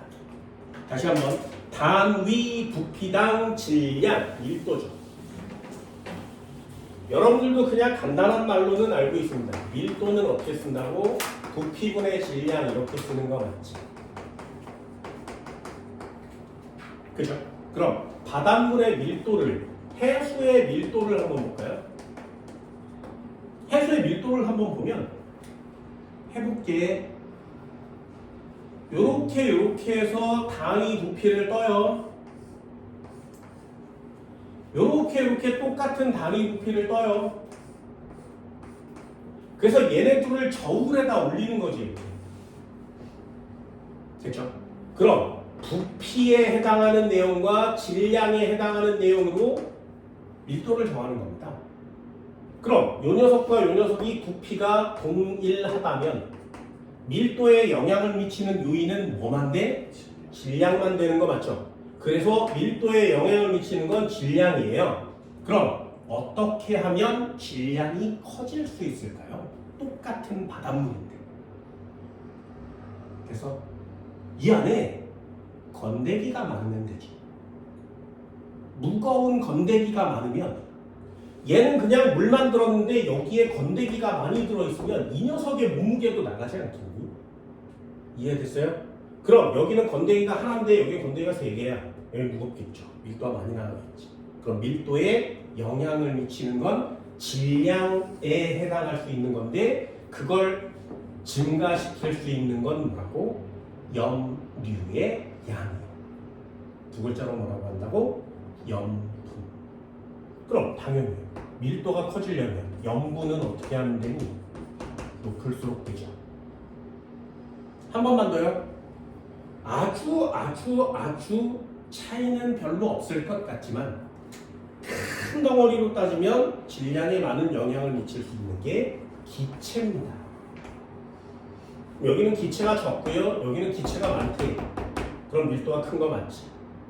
그러면 물속에 녹아있는 기체가 많으면 밀도가 큰 거 맞죠? 그러니 기체의 양이 많으면 밀도가 커요. 그럼 아까 배운 거 기억나요? 기체가 많이 녹으려면 조건, 온도가 낮을 것, 압력은 높을 것. 그게 얘예요. 밀도요. 해수의 밀도에 영향을 주는 요인. 여기다 꼭 밑줄을 그으세요. 수온이 낮을수록, 염분은 높을수록, 수압도 높을수록. 됐죠? 당연하겠죠. 그래야 질량이 무거워질 테니까요. 그래서 해수의 밀도 분포의 특징을 보면 수온 분포와는 반비례한다. 이것도 하나만 체크요. 우리 이해해달라고. 자, 기체가 많으려면 수온이 낮을 것, 염분이 낮을 것, 수압은 높을 것, 이렇게 3개의 조건을 정해줬죠. 이 중에 가장 큰 영향을 미치는 건 뭐라고? 수온이라고 그랬어요. 이게 영향력이 제일 크죠. 그러니 기체의 용해도는 수온에 가장 큰 영향을 받습니다. 그러니 밀도에 영향을 미치는 것도 역시 수온이겠죠. 이해됐나요? 그래서 밀도가 크단 말은 많이 녹았다는 뜻이니까 수온은 낮은 거지. 밀도가 크려면 기체가 많아야 되는데 수온은 낮아야 되죠. 그래서 얘와 얘의 결론만 써 있는 거예요. 그게 이 녀석이야. 이해할 수 있나요? 밀도가 크면 수온은 낮은 거죠. 이해됐나요? 그래서 밀도 그래프와 수온 그래프는 반비례 정도의 그래프가 그려지는 겁니다. 왜요? 우리 항상 얘기하잖아요. 염분보다는 수온이 영향을 더 많이 미친다. 됐죠? 하나씩 이해해가니까 뽕씩 뚫려야 됩니다. 그게 여러분들이 해야 될 일이고요. 이게 암기하다 보면 언제 높고 언제 낮고 막 미쳐버리거든요. 그래서 좀 이해해달라고 얘기하는 거예요. 아래쪽에 수온 염분도 이것도 한번 봅시다. 수온과 염분에 따른 해수 밀도 분포 그래프를 나타낸 것입니다. 밀도가 같은 지역을 이은 선 수온에 대한 내용과 염분에 대한 내용이에요. 이것도 간단히 이해해 주시면 시험 문제를 좀 쉽게 풀 수 있거든요. 그래서 지구과학은 당연한 거여서 어렵지가 않아요. 그래프가 이렇게 생긴 거 맞지? 그죠? X축, Y축에는 이름이 써 있습니다. 여기는 수온이라고 써 있고요. 여기는 밀도라고 써 있나? 네, 염분이라고 써 있습니다. 등밀도선이니까 이게 등밀도선이거든요. 그러면 이게 무슨 말이야? 요 그래프의 모든 점은 다 밀도가 같은 거죠. 등밀도선이니까. 한 번만 더요. 이 빨간 선에 있는 모든 애들은 밀도가 같습니다. 마지막 하나요. 이 파란 애는 모두가 밀도가 같아요. 대니 질문 한번 해볼까? 염분, 수온, 밀도 세 가지가 그려져 있는 거 맞죠? 염분, 수온, 밀도 세 가지가 그려져 있습니다. 그럼 만약에 과학은 한 가지는 일정하게 맞춰야 되거든요. 요렇게 점을 줘서 여기 점을 줘요. A, B, C 하나는 다 일정하게 맞췄어요. 그러면 염분은 A와 B와 C가 똑같은 지점이죠. 됐어? 그러면 수온은 A, B, C 중에 누가 높다고? A가 높아요. 마지막 질문이요. 밀도는 누가 큰 겁니까? 그게 니네들이 이걸 보고 찾아야 되는 마지막 결론이에요. 한 번만 더요. 염분을 똑같이 맞춘 상태에서 수온은 A가 큰 거 맞죠? 그럼 밀도는 빨강, 노랑, 파랑 A, B, C 중에 누가 제일 크니? 이해해달라고 했습니다. 기억나? 사진으로 기억됐어? 밀도가 크려면 기체의 양이 많아야 되는데 기체의 양이 많으려면 수온은 어떻게 돼야 된다고? 밀도와 수온은 무슨 관계니까? 어떻게 됐니? 이게 어려우면 안 되죠. 수온이 A가 높아. 그럼 밀도는 제일 작아요. 이렇게 쓰는 거지. 결론을 배우는 이유를 이해한 후에 그걸 물어보려고 그래프를 내는 거예요. 이해됐나요? 한 번만 더요. 그럼 써볼게. 얘가 밀도가 수온이 높으니까 가장 작은 거 맞지? 예를 들어서 이 밀도를 30이라고 할게요. 요 밀도는 40이라고 해봅시다. 요 밀도는 50이라고 해볼게요. 됐니? 자, 그럼 그래프를 이렇게 안 그리고 A점, B점, C점 이렇게 안 그리고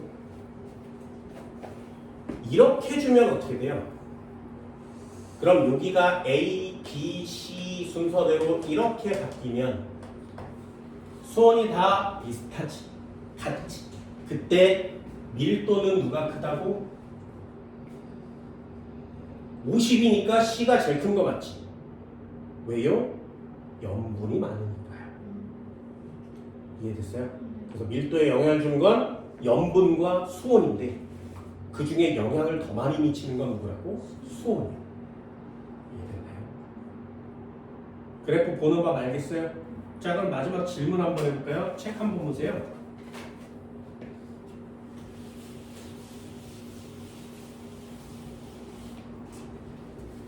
연분 분포도 밀도가 같은 지점을 이은 선 등 밀도선 맞지? 그죠? 그럼 여러분들이 찾아야 되는 건 하나밖에 없습니다. 밀도가 점점 어떻게 되고 있니? 수온이 높은 쪽으로 올라가면 밀도는 감소하는 거죠. 그게 여러분들이 해야 될 일이에요. 되니? 그래서 밀도 찾는 법이 제일 중요합니다. 첫 번째 동그라미 점 한번 보세요. 수온 염분도에서 밀도를 찾는 방법. 주어진 수온과 염분이 교차하는 점을 지나는 밀도선의 밀도 값을 읽는다. 야, 밀도 값을 읽으면 그것처럼 쉬운 게 어딨어. 그치? 얘가 이렇게 그래프가 있는데 여기 A, 여기 B, 얘는 염분이고요. 얘는 수온이래요. 그럼 요렇게 찍어서 여기 주고요. 여기 찍어서 여기 준대요. A점, B점. 이렇게 A점, B점을 딱 찍었을 때 여기 수온과 여기 염분에 해당되는 이 밀도를 읽으면 되지. 여기 염분과 여기 수온을 해당하는 여기 밀도를 읽으면 되지. 밀도 값이 나와 있다면 그것처럼 쉬운 게 어떻게 있니? 밀도 값이 안 나와 있을 때 고르는 거니까 그게 어려운 거란 말이죠. 그래서 그냥 이해해 주셨으니까 그래프를 보는 법을 그냥 알려드립니다. 이렇게 있으면 아래로 내려갈수록 밀도가 커지는 거죠. 됐어요? 그러니까 여러분들도 화살표를 이렇게 그려서 아래로 내려갈수록 그래프가 아래로 내려갈수록 밀도가 커요. 이렇게 쓰는 거예요.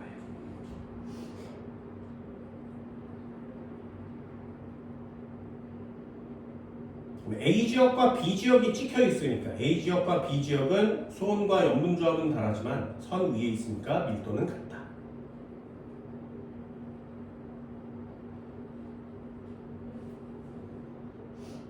이해되니? 자, 그럼 마지막 세 번째 점이요. 세 번째 점이요. 잘 보세요. 밀도라는 녀석은 부피분의 질량이에요. 그럼 단위 부피라서 부피가 다 똑같다면 질량이 많이 나갈수록 밀도가 큰 거지. 그럼요. 물이니까 A 물은 밀도가 B 물은 밀도가 C 물은 밀도가 있었는데 얘는 10, 얘는 20, 얘는 30이라면 누가 제일 질량이 많이 나가는 거야? C가 제일 많이 나가는 거지. C가 제일 무겁겠죠. 그 무거운 물은 어떻게 돼? 네! 그래서 여기에 C 물이 있다면 여기에 B 물이 있고 여기에 A 물이 있는 거예요. 되니? 이해됐어요? 그럼 다시 한번요. 만약에 A 물의 밀도도 20이라면 여기 있겠지. 그러니 높이가 비슷할 테니까 섞일 수 있는 거지. 그게 세 번째 점이에요. A 해역과 B 해역의 해수는 밀도가 같아서 만나면 섞일 수 있다고. 왜? 밀도가 같다는 얘기는 수심이 같을 수 있으니까요. 이해됐어요?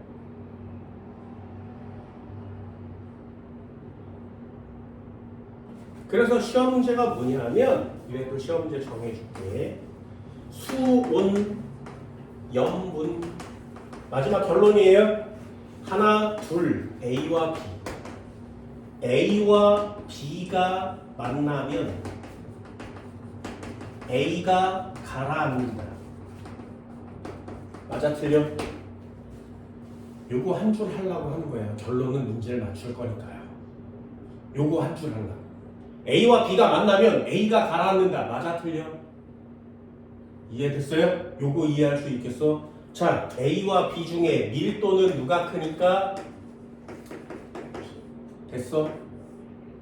그럼 B가 가라앉겠지. 틀리는 거죠. 요거 한 줄 하려고 이 그래프를 미친 듯이 배우는 거예요. 옆쪽도 한번 볼까? 인공위성 및 알고 자료의 해수의 성질 비교하기.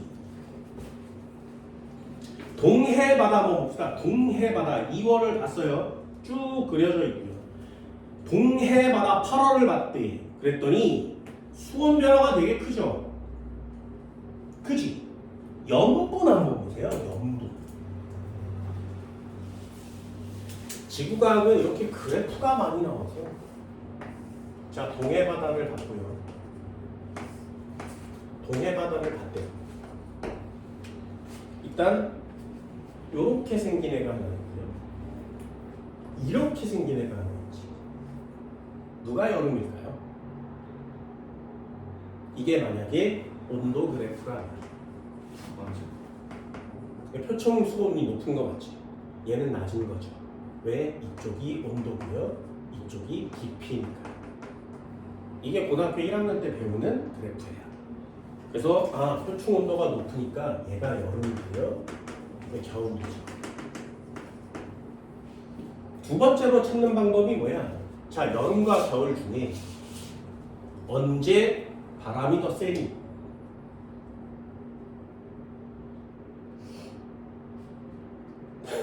이것도 고민이야? 아니에요. 여름은 더워요. 왜 더워? 바람이 안 부니까. 겨울은 추워요. 바람 졸라 부니까. 그럼 반대로 바꿔서 여름과 겨울 중에 혼합층은 누가 두꺼울까요?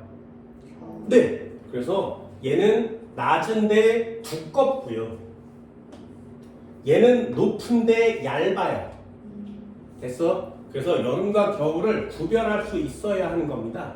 그럼 두 번째 우리가 신경 써야 되는 건 온도가 아니라 밀도예요. 잘 보세요.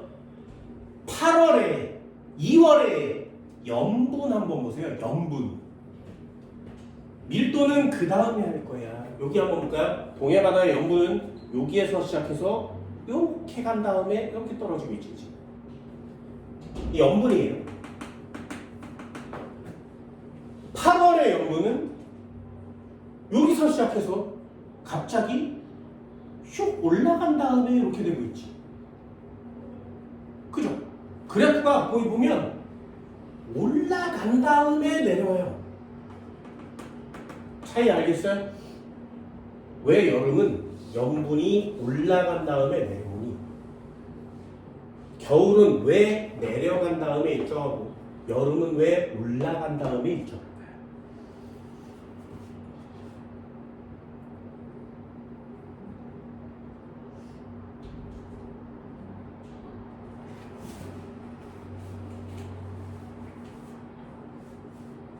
이것도 그냥 상식. 우리의 상식으로 따지면 이게 겨울이고 이게 여름이잖아요. 여름에 비가 많이 올 거 아니야? 그러면 염분은 줄어들어야 되잖아요. 근데 왜 여름에 비가 많이 오는데 염분이 커지는 거야? 겨울에는 비가 안 올 거 아니야? 그러면 얘는 낮아져야 되는데 높아져야 되는데 왜 낮아지냐고.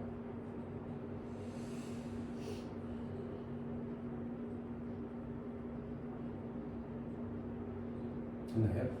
그래서 이것도 비교하면 아까 적어줬거든요. 강수량과 증발량을 비교할 때 서해와 동해 바다를 비교하지 않죠. 네, 비슷한 위도니까. 그래서 서해와 동해 또는 남해 우리나라 지역을 비교할 때는 강수량과 증발량을 따지지 않아요. 그럼 뭘 따지는 거야? 그럼요.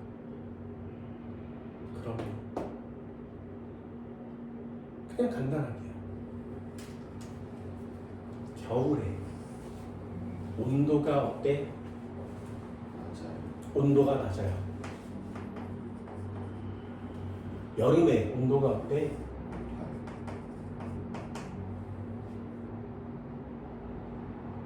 그럼 온도가 높으면 온도가 낮으면 자 다시 한번요. 온도가 높으면 얘는 온도가 낮으면 염류가 많이 녹을 때가 언제야?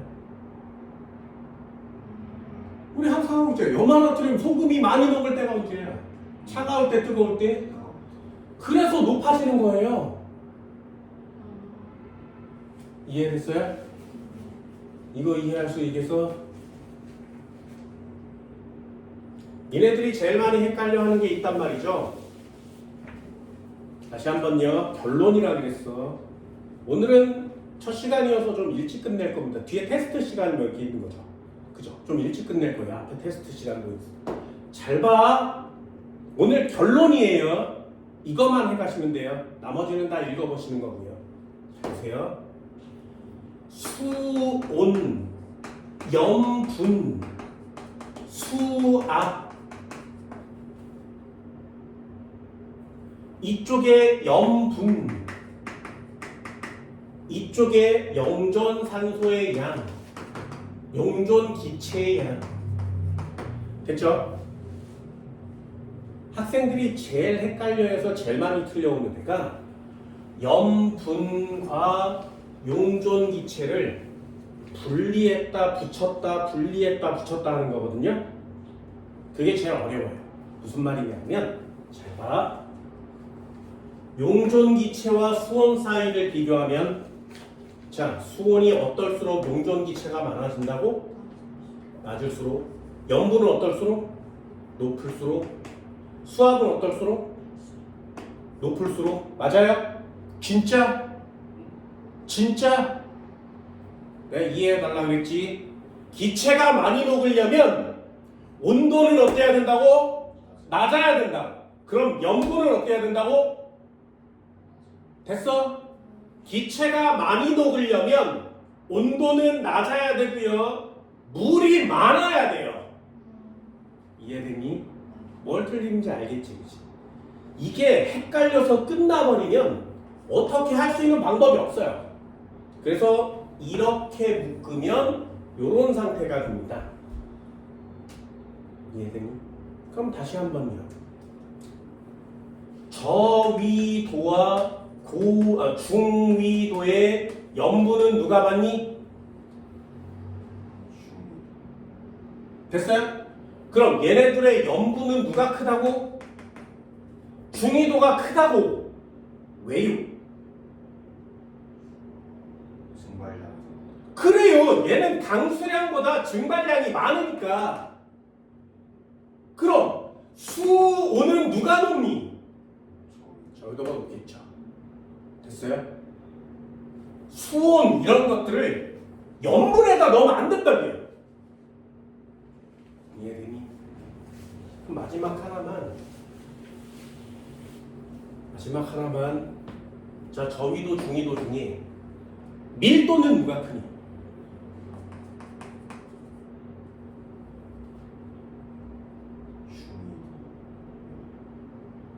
이해할 수 있겠어 이런 걸? 이게 어렵단 말이지. 잘 보세요. 염분은 중위도가 높아요. 수온은 누가 높아? 저위도가 높아. 그럼 염유의 양은 중위도가 많고요. 기체는 중위도가 많이 높지. 온도가 낮으니까요. 그래서 수온과 기체의 양을 묶는 거지. 그럼 얘네 둘을 더하면 뭐가 된다고? 밀도가 된다. 이해됐어요?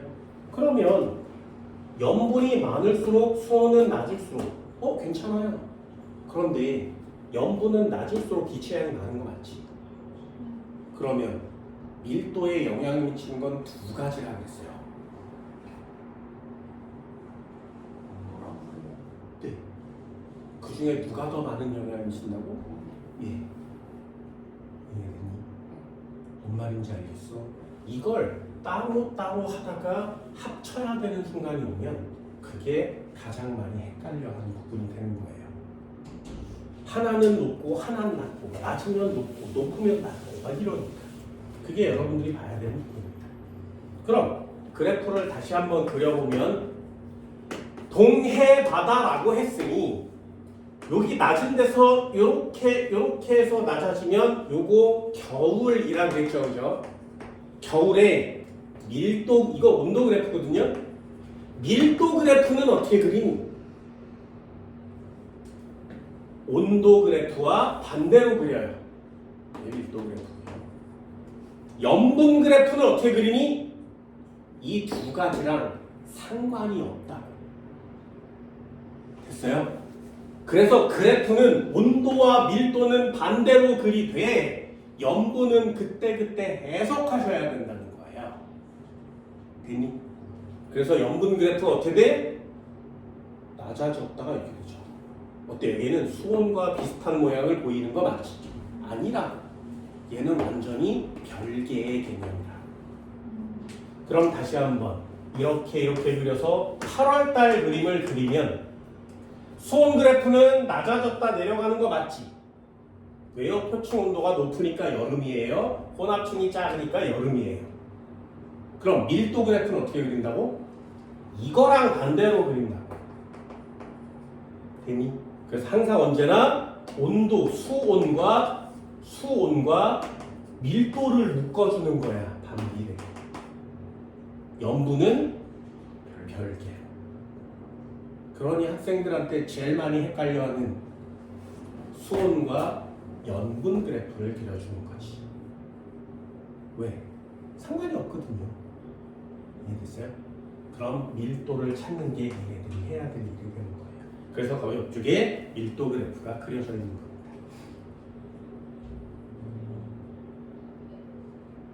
되셨나요?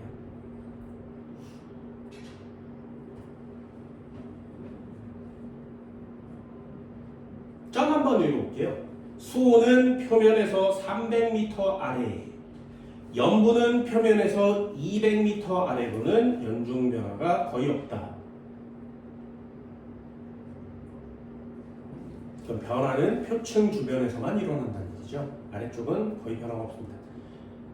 2월보다 8월에 밀도 분포가 넓게 나타난다. 요거 구별돼요? 요 구별돼? 숫자를 읽어보세요.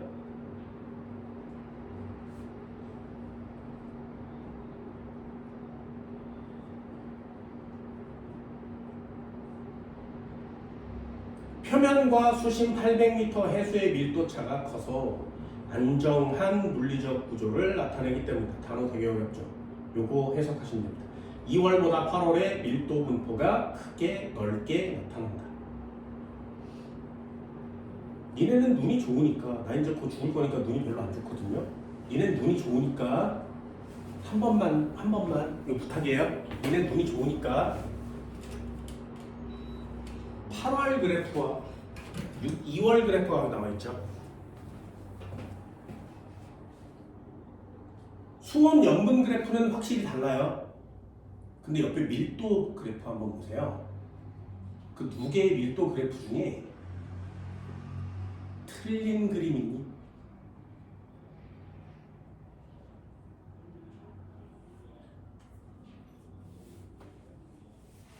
뭘 물어보는지 알겠어요? 8월 그래프와 2월 그래프의 밀도 그래프 중에 다른 점은요?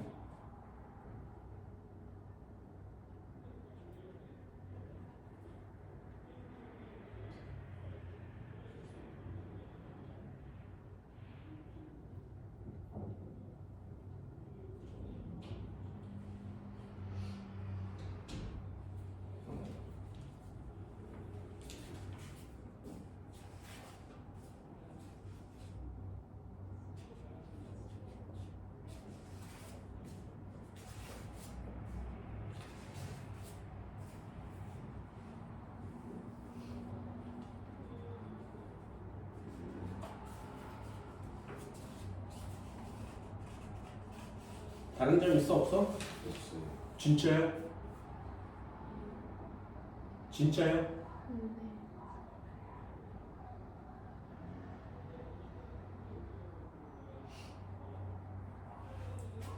진짜? 나는 눈이 별로 안 좋아해요. 근데 여러분들은 눈이 좋아야 됩니다. 진짜? 그래프 중간에 파란색 점. 찾았어. 그거 찾았어. 그거 찾았냐고. 야, 시험 문제가 뭐냐 하면 등밀도 그래프는 그걸 찾는 게 시험 문제야. 애들이 이걸 보고 선생아 이게 문제가 뭐야? 이렇게 물어보는 애들이 많아요. 두 개는 똑같아요. 왜? 염분과 수온이 정해지면 밀도는 같거든요. 염분과 수온이 같으면 밀도는 같거든요.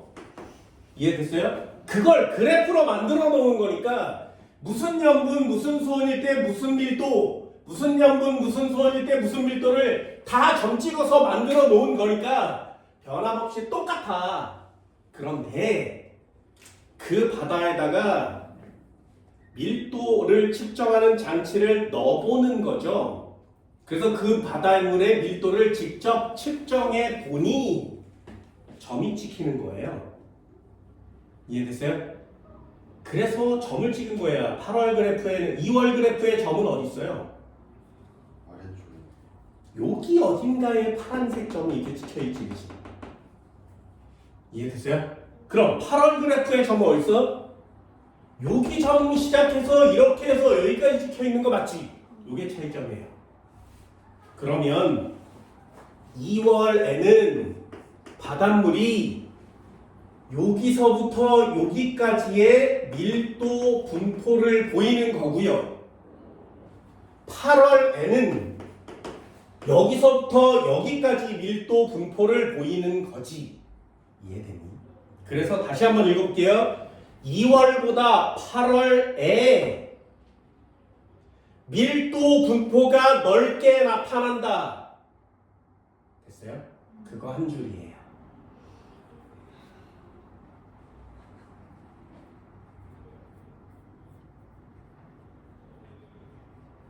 되니? 이해됐어? 진짜? 그럼 마지막 하나만요. 잘 보세요. 수온이 얘가 높지. 얘가 점점점 수온은 낮아지죠. 염분은 점점점 커지는 거 맞지? 그럼 A, B, C, D 중에 제일 깊은 물은 누구일까요? 그냥 간단하게요. 깊은 물은 온도가 높아 낮아? 온도 낮은 거죠. 온도 낮은 곳에 있는 그래프가 깊은 물 그래프예요. 되니? 그래서 2월달은 밀도 분포가 요만큼에 해당되다. 8월달은 이렇게 해당되는 거죠. 그러니 표층과 심해층의 밀도 차이가 큰 거지. 됐어요? 얘는 표층과 심해층 사이에 밀도의 변화가 작은 거지. 얘는 여기 밀도부터 여기까지 변하는 거니까 표층과 심해의 밀도 변화가 큰 거죠. 됐어요? 한국말이에요. 그래프로 외웁시다. 마지막이야. 자, 요렇게 가고 있고요. 이렇게 가고 있어요. 수온이래요. 누가 여름? A와 B 중에 B가. 됐어요? 네, 여름이죠. 겨울이죠. 됐어요? 자, 그러면 밀도 그래프를 그려볼까요? 수온과 밀도 그래프는 어떻게 그리면 된다고? 반대로 그리면 된다고. 그럼 반대로 그리면 얘는 이렇게 그려지겠지, 그치? 이 녀석은 반대로 그리면 이렇게 그려지는 거 맞죠? 누가 밀도 변화가 크니? 여러분, 한국말 졸라 어렵고요. 되게 해석하기 까다롭습니다. 그런데 우리는 이렇게 결론을 내릴 수 있어요. 그럼 여러분들이 머릿속에 넣어야 되는 거. 아, 밀도에 영향을 미치는 건 수온과 염분 중에 어떤 거? 수온이 좀 더 영향을 많이 미친다 그랬어요. 왜? 기체가 많이 녹을수록 좋은 거니까. 그럼 수온과 밀도는 반대로 움직이는 거 맞지? 그게 요 녀석이에요. 그럼 아래쪽에 태평양과 대서양도 찾을 수 있겠니? 파란색 점 보여요? 파란색 점 보여? 그럼 누가 밀도 분포가 더 크니?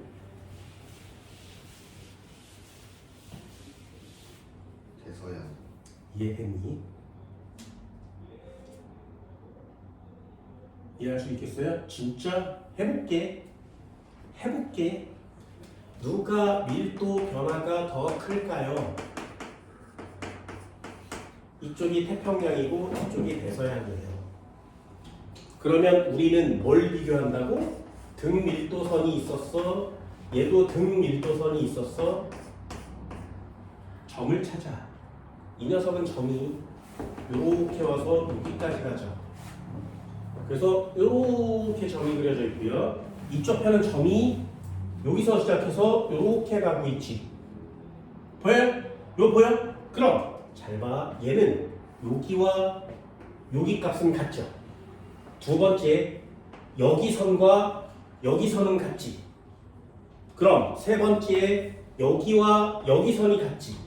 그럼 얘는 몇 칸 변한 거야? 한 칸. 얘는 몇 칸 변한 거야? 한 칸 반, 두 칸. 그러니 변화는 누가 큰 거야? 거죠. 됐어요? 이거 찾을 수 있겠어? 쉽게 찾는 법도 있다 그랬어요. 잘 봐. 태평양의 수온과 대서양의 수온 변화를 보세요. 태평양의 수온 변화 볼까요?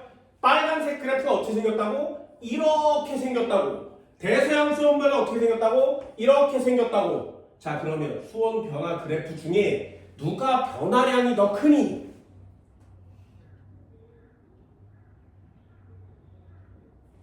비교돼요?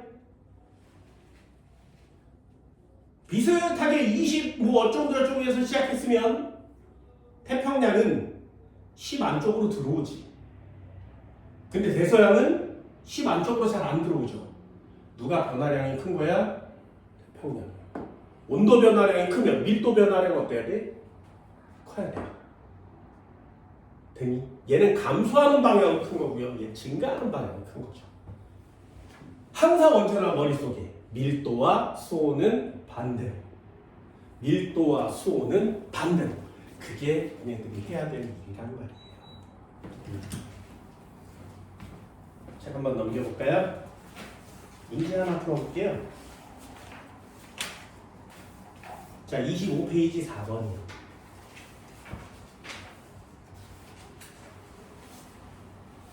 그림은 어느 해역에서 서로 다른 시기. 그럼 해역은 똑같은데 다른 시기라 그랬으니 동해 바다인데 여름과 겨울을 골라라 이런 뜻이죠. 이해됐어요? 자, 그러면 한 번만 보세요. A 시기와 B 시기 중에 여름 어디야? A. 됐나요? 이해할 수 있겠어요? 여름에 온도 변화가 크니까 밀도 변화도 커야 되죠. 밀도 변화가 큰 지점은 A 지점이 될 겁니다. 쉽죠? 그럼 잘 보세요. 문제를 고르기만 하면 되거든요. A, B 중에 밀도 변화는 누가 크니? A가 크죠. 그럼 수온 변화는 누가 커야 돼? 네, 크죠. 왜? 얘는 같은 말이니까요. 이해됐어? 대신에 얘네 둘은 반대로 반비례하는 거 맞지? 여러분들이 이런 변화라는 단어를 쓰기 때문에 그렇거든요. 그러면 다시 한번요. A 지역은 밀도 변화가 커요, 수온 변화가 커요. 그러니까 얘가 여름인 거지. B는 밀도 변화 작고 수온 변화 작아요. 얘가 겨울인 거지. 이걸 골랐으면 문제는 되게 쉽습니다. 자, 여름과 겨울 중에 혼합층은 누가 두껍다고? 겨울. 그게 1번이죠. 혼합층의 두께는 누가 두껍다고? B가. 동그라미. 이렇게 푸는 거예요. 수심 30m에서 해수의 밀도는 A 시기보다 B 시기보다 더 작다. 자, 30m에서 30m는 상관이 없어요. 두 시역은 따랐으니까. 밀도는 A가 크겠니? B가 크겠니? A. 이해됐나요?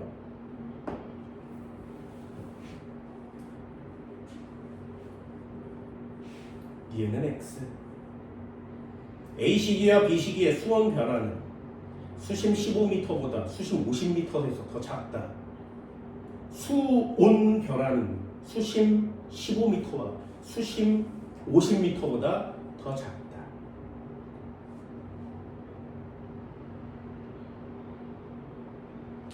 단어 어렵지.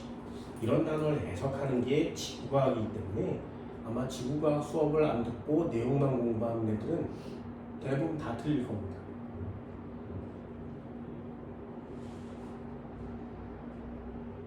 됐나요? 이것도 문제 한번 풀어볼게요. 간단하게. 자, 이쪽이 있으니까 여기가 A식이 여기 B식이에요. 자, 15m 지점을 찾아요. 여기도 15m 지점을 찾아. 그럼 15m 지점에 점을 찍으면 얘는 15m 지점이 빨간 점 찍어서 이쯤에 있죠. 이쪽 편은 15m 지점이 이쯤에 있어요. 됐죠? 얘가 15m 지점이고요. 얘도 15m 지점이에요. 50m 지점도 찾아요. 이 녀석은 여기가 50m 지점이고요. 이 녀석도 이렇게 꺾어져서 여기가 50m 지점이에요. 됐니? 자, 15m와 15m, 50m와 50m를 볼 건데 15m 지점은 여기서부터 여기까지 오는 거지. 50m 지점은 여기 있는데 여기 있는 거지. 뭘 보는 거라고? 수온의 변화요. 수온의 변화요. 그럼 얘는 수온이 여기 있었는데 여기 온 거지. 파란 애는 50m는 수온이 여기 있었는데 여기 온 거지. 누가 수온 변화가 크니? 15. 네, 됐나요? 그런 걸 물어보는 거예요. 이거 동그라미가 되겠죠. 그럼 이 문제는 여름과 겨울이 뭔지를 못 고르면 절대로 풀 수 없는 내용이고요. 이걸 안다 그래서 혼합층, 기온 변화, 수온 변화 이런 걸 물어보니까 그런 걸 해석하기가 생각보다 까다로운 거예요. 지구과학은 절대로 암기 과목이 될 수 없어요. 이렇게 이해하는 과목이 되셔야 합니다. 됐나요? 25페이지까지 한번 집에 가서 풀어보시고요. 다음 시간에는 이거 총정리하면서 이 뒤쪽도 나머지 정리해 드리도록 합니다. 그리고 오늘 문제를 이렇게 나눠줄 건데 여기에 해수 파트만 있으면 풀어볼 수 있도록 합니다. 얘는 대기 파트와 해역 파트가 같이 묶여있는 그래프예요. 프린트예요. 그래서 대기 파트는 다음 시간에 배울 거고요. 해양 파트 쪽만 풀어봐 주시기 바랍니다. 모르는 문제 있으면 체크해 갖고 오시고요. 이해할 수 있겠어요? 됐지? 그럼 수업 여기까지 진행할게요. 고생했습니다.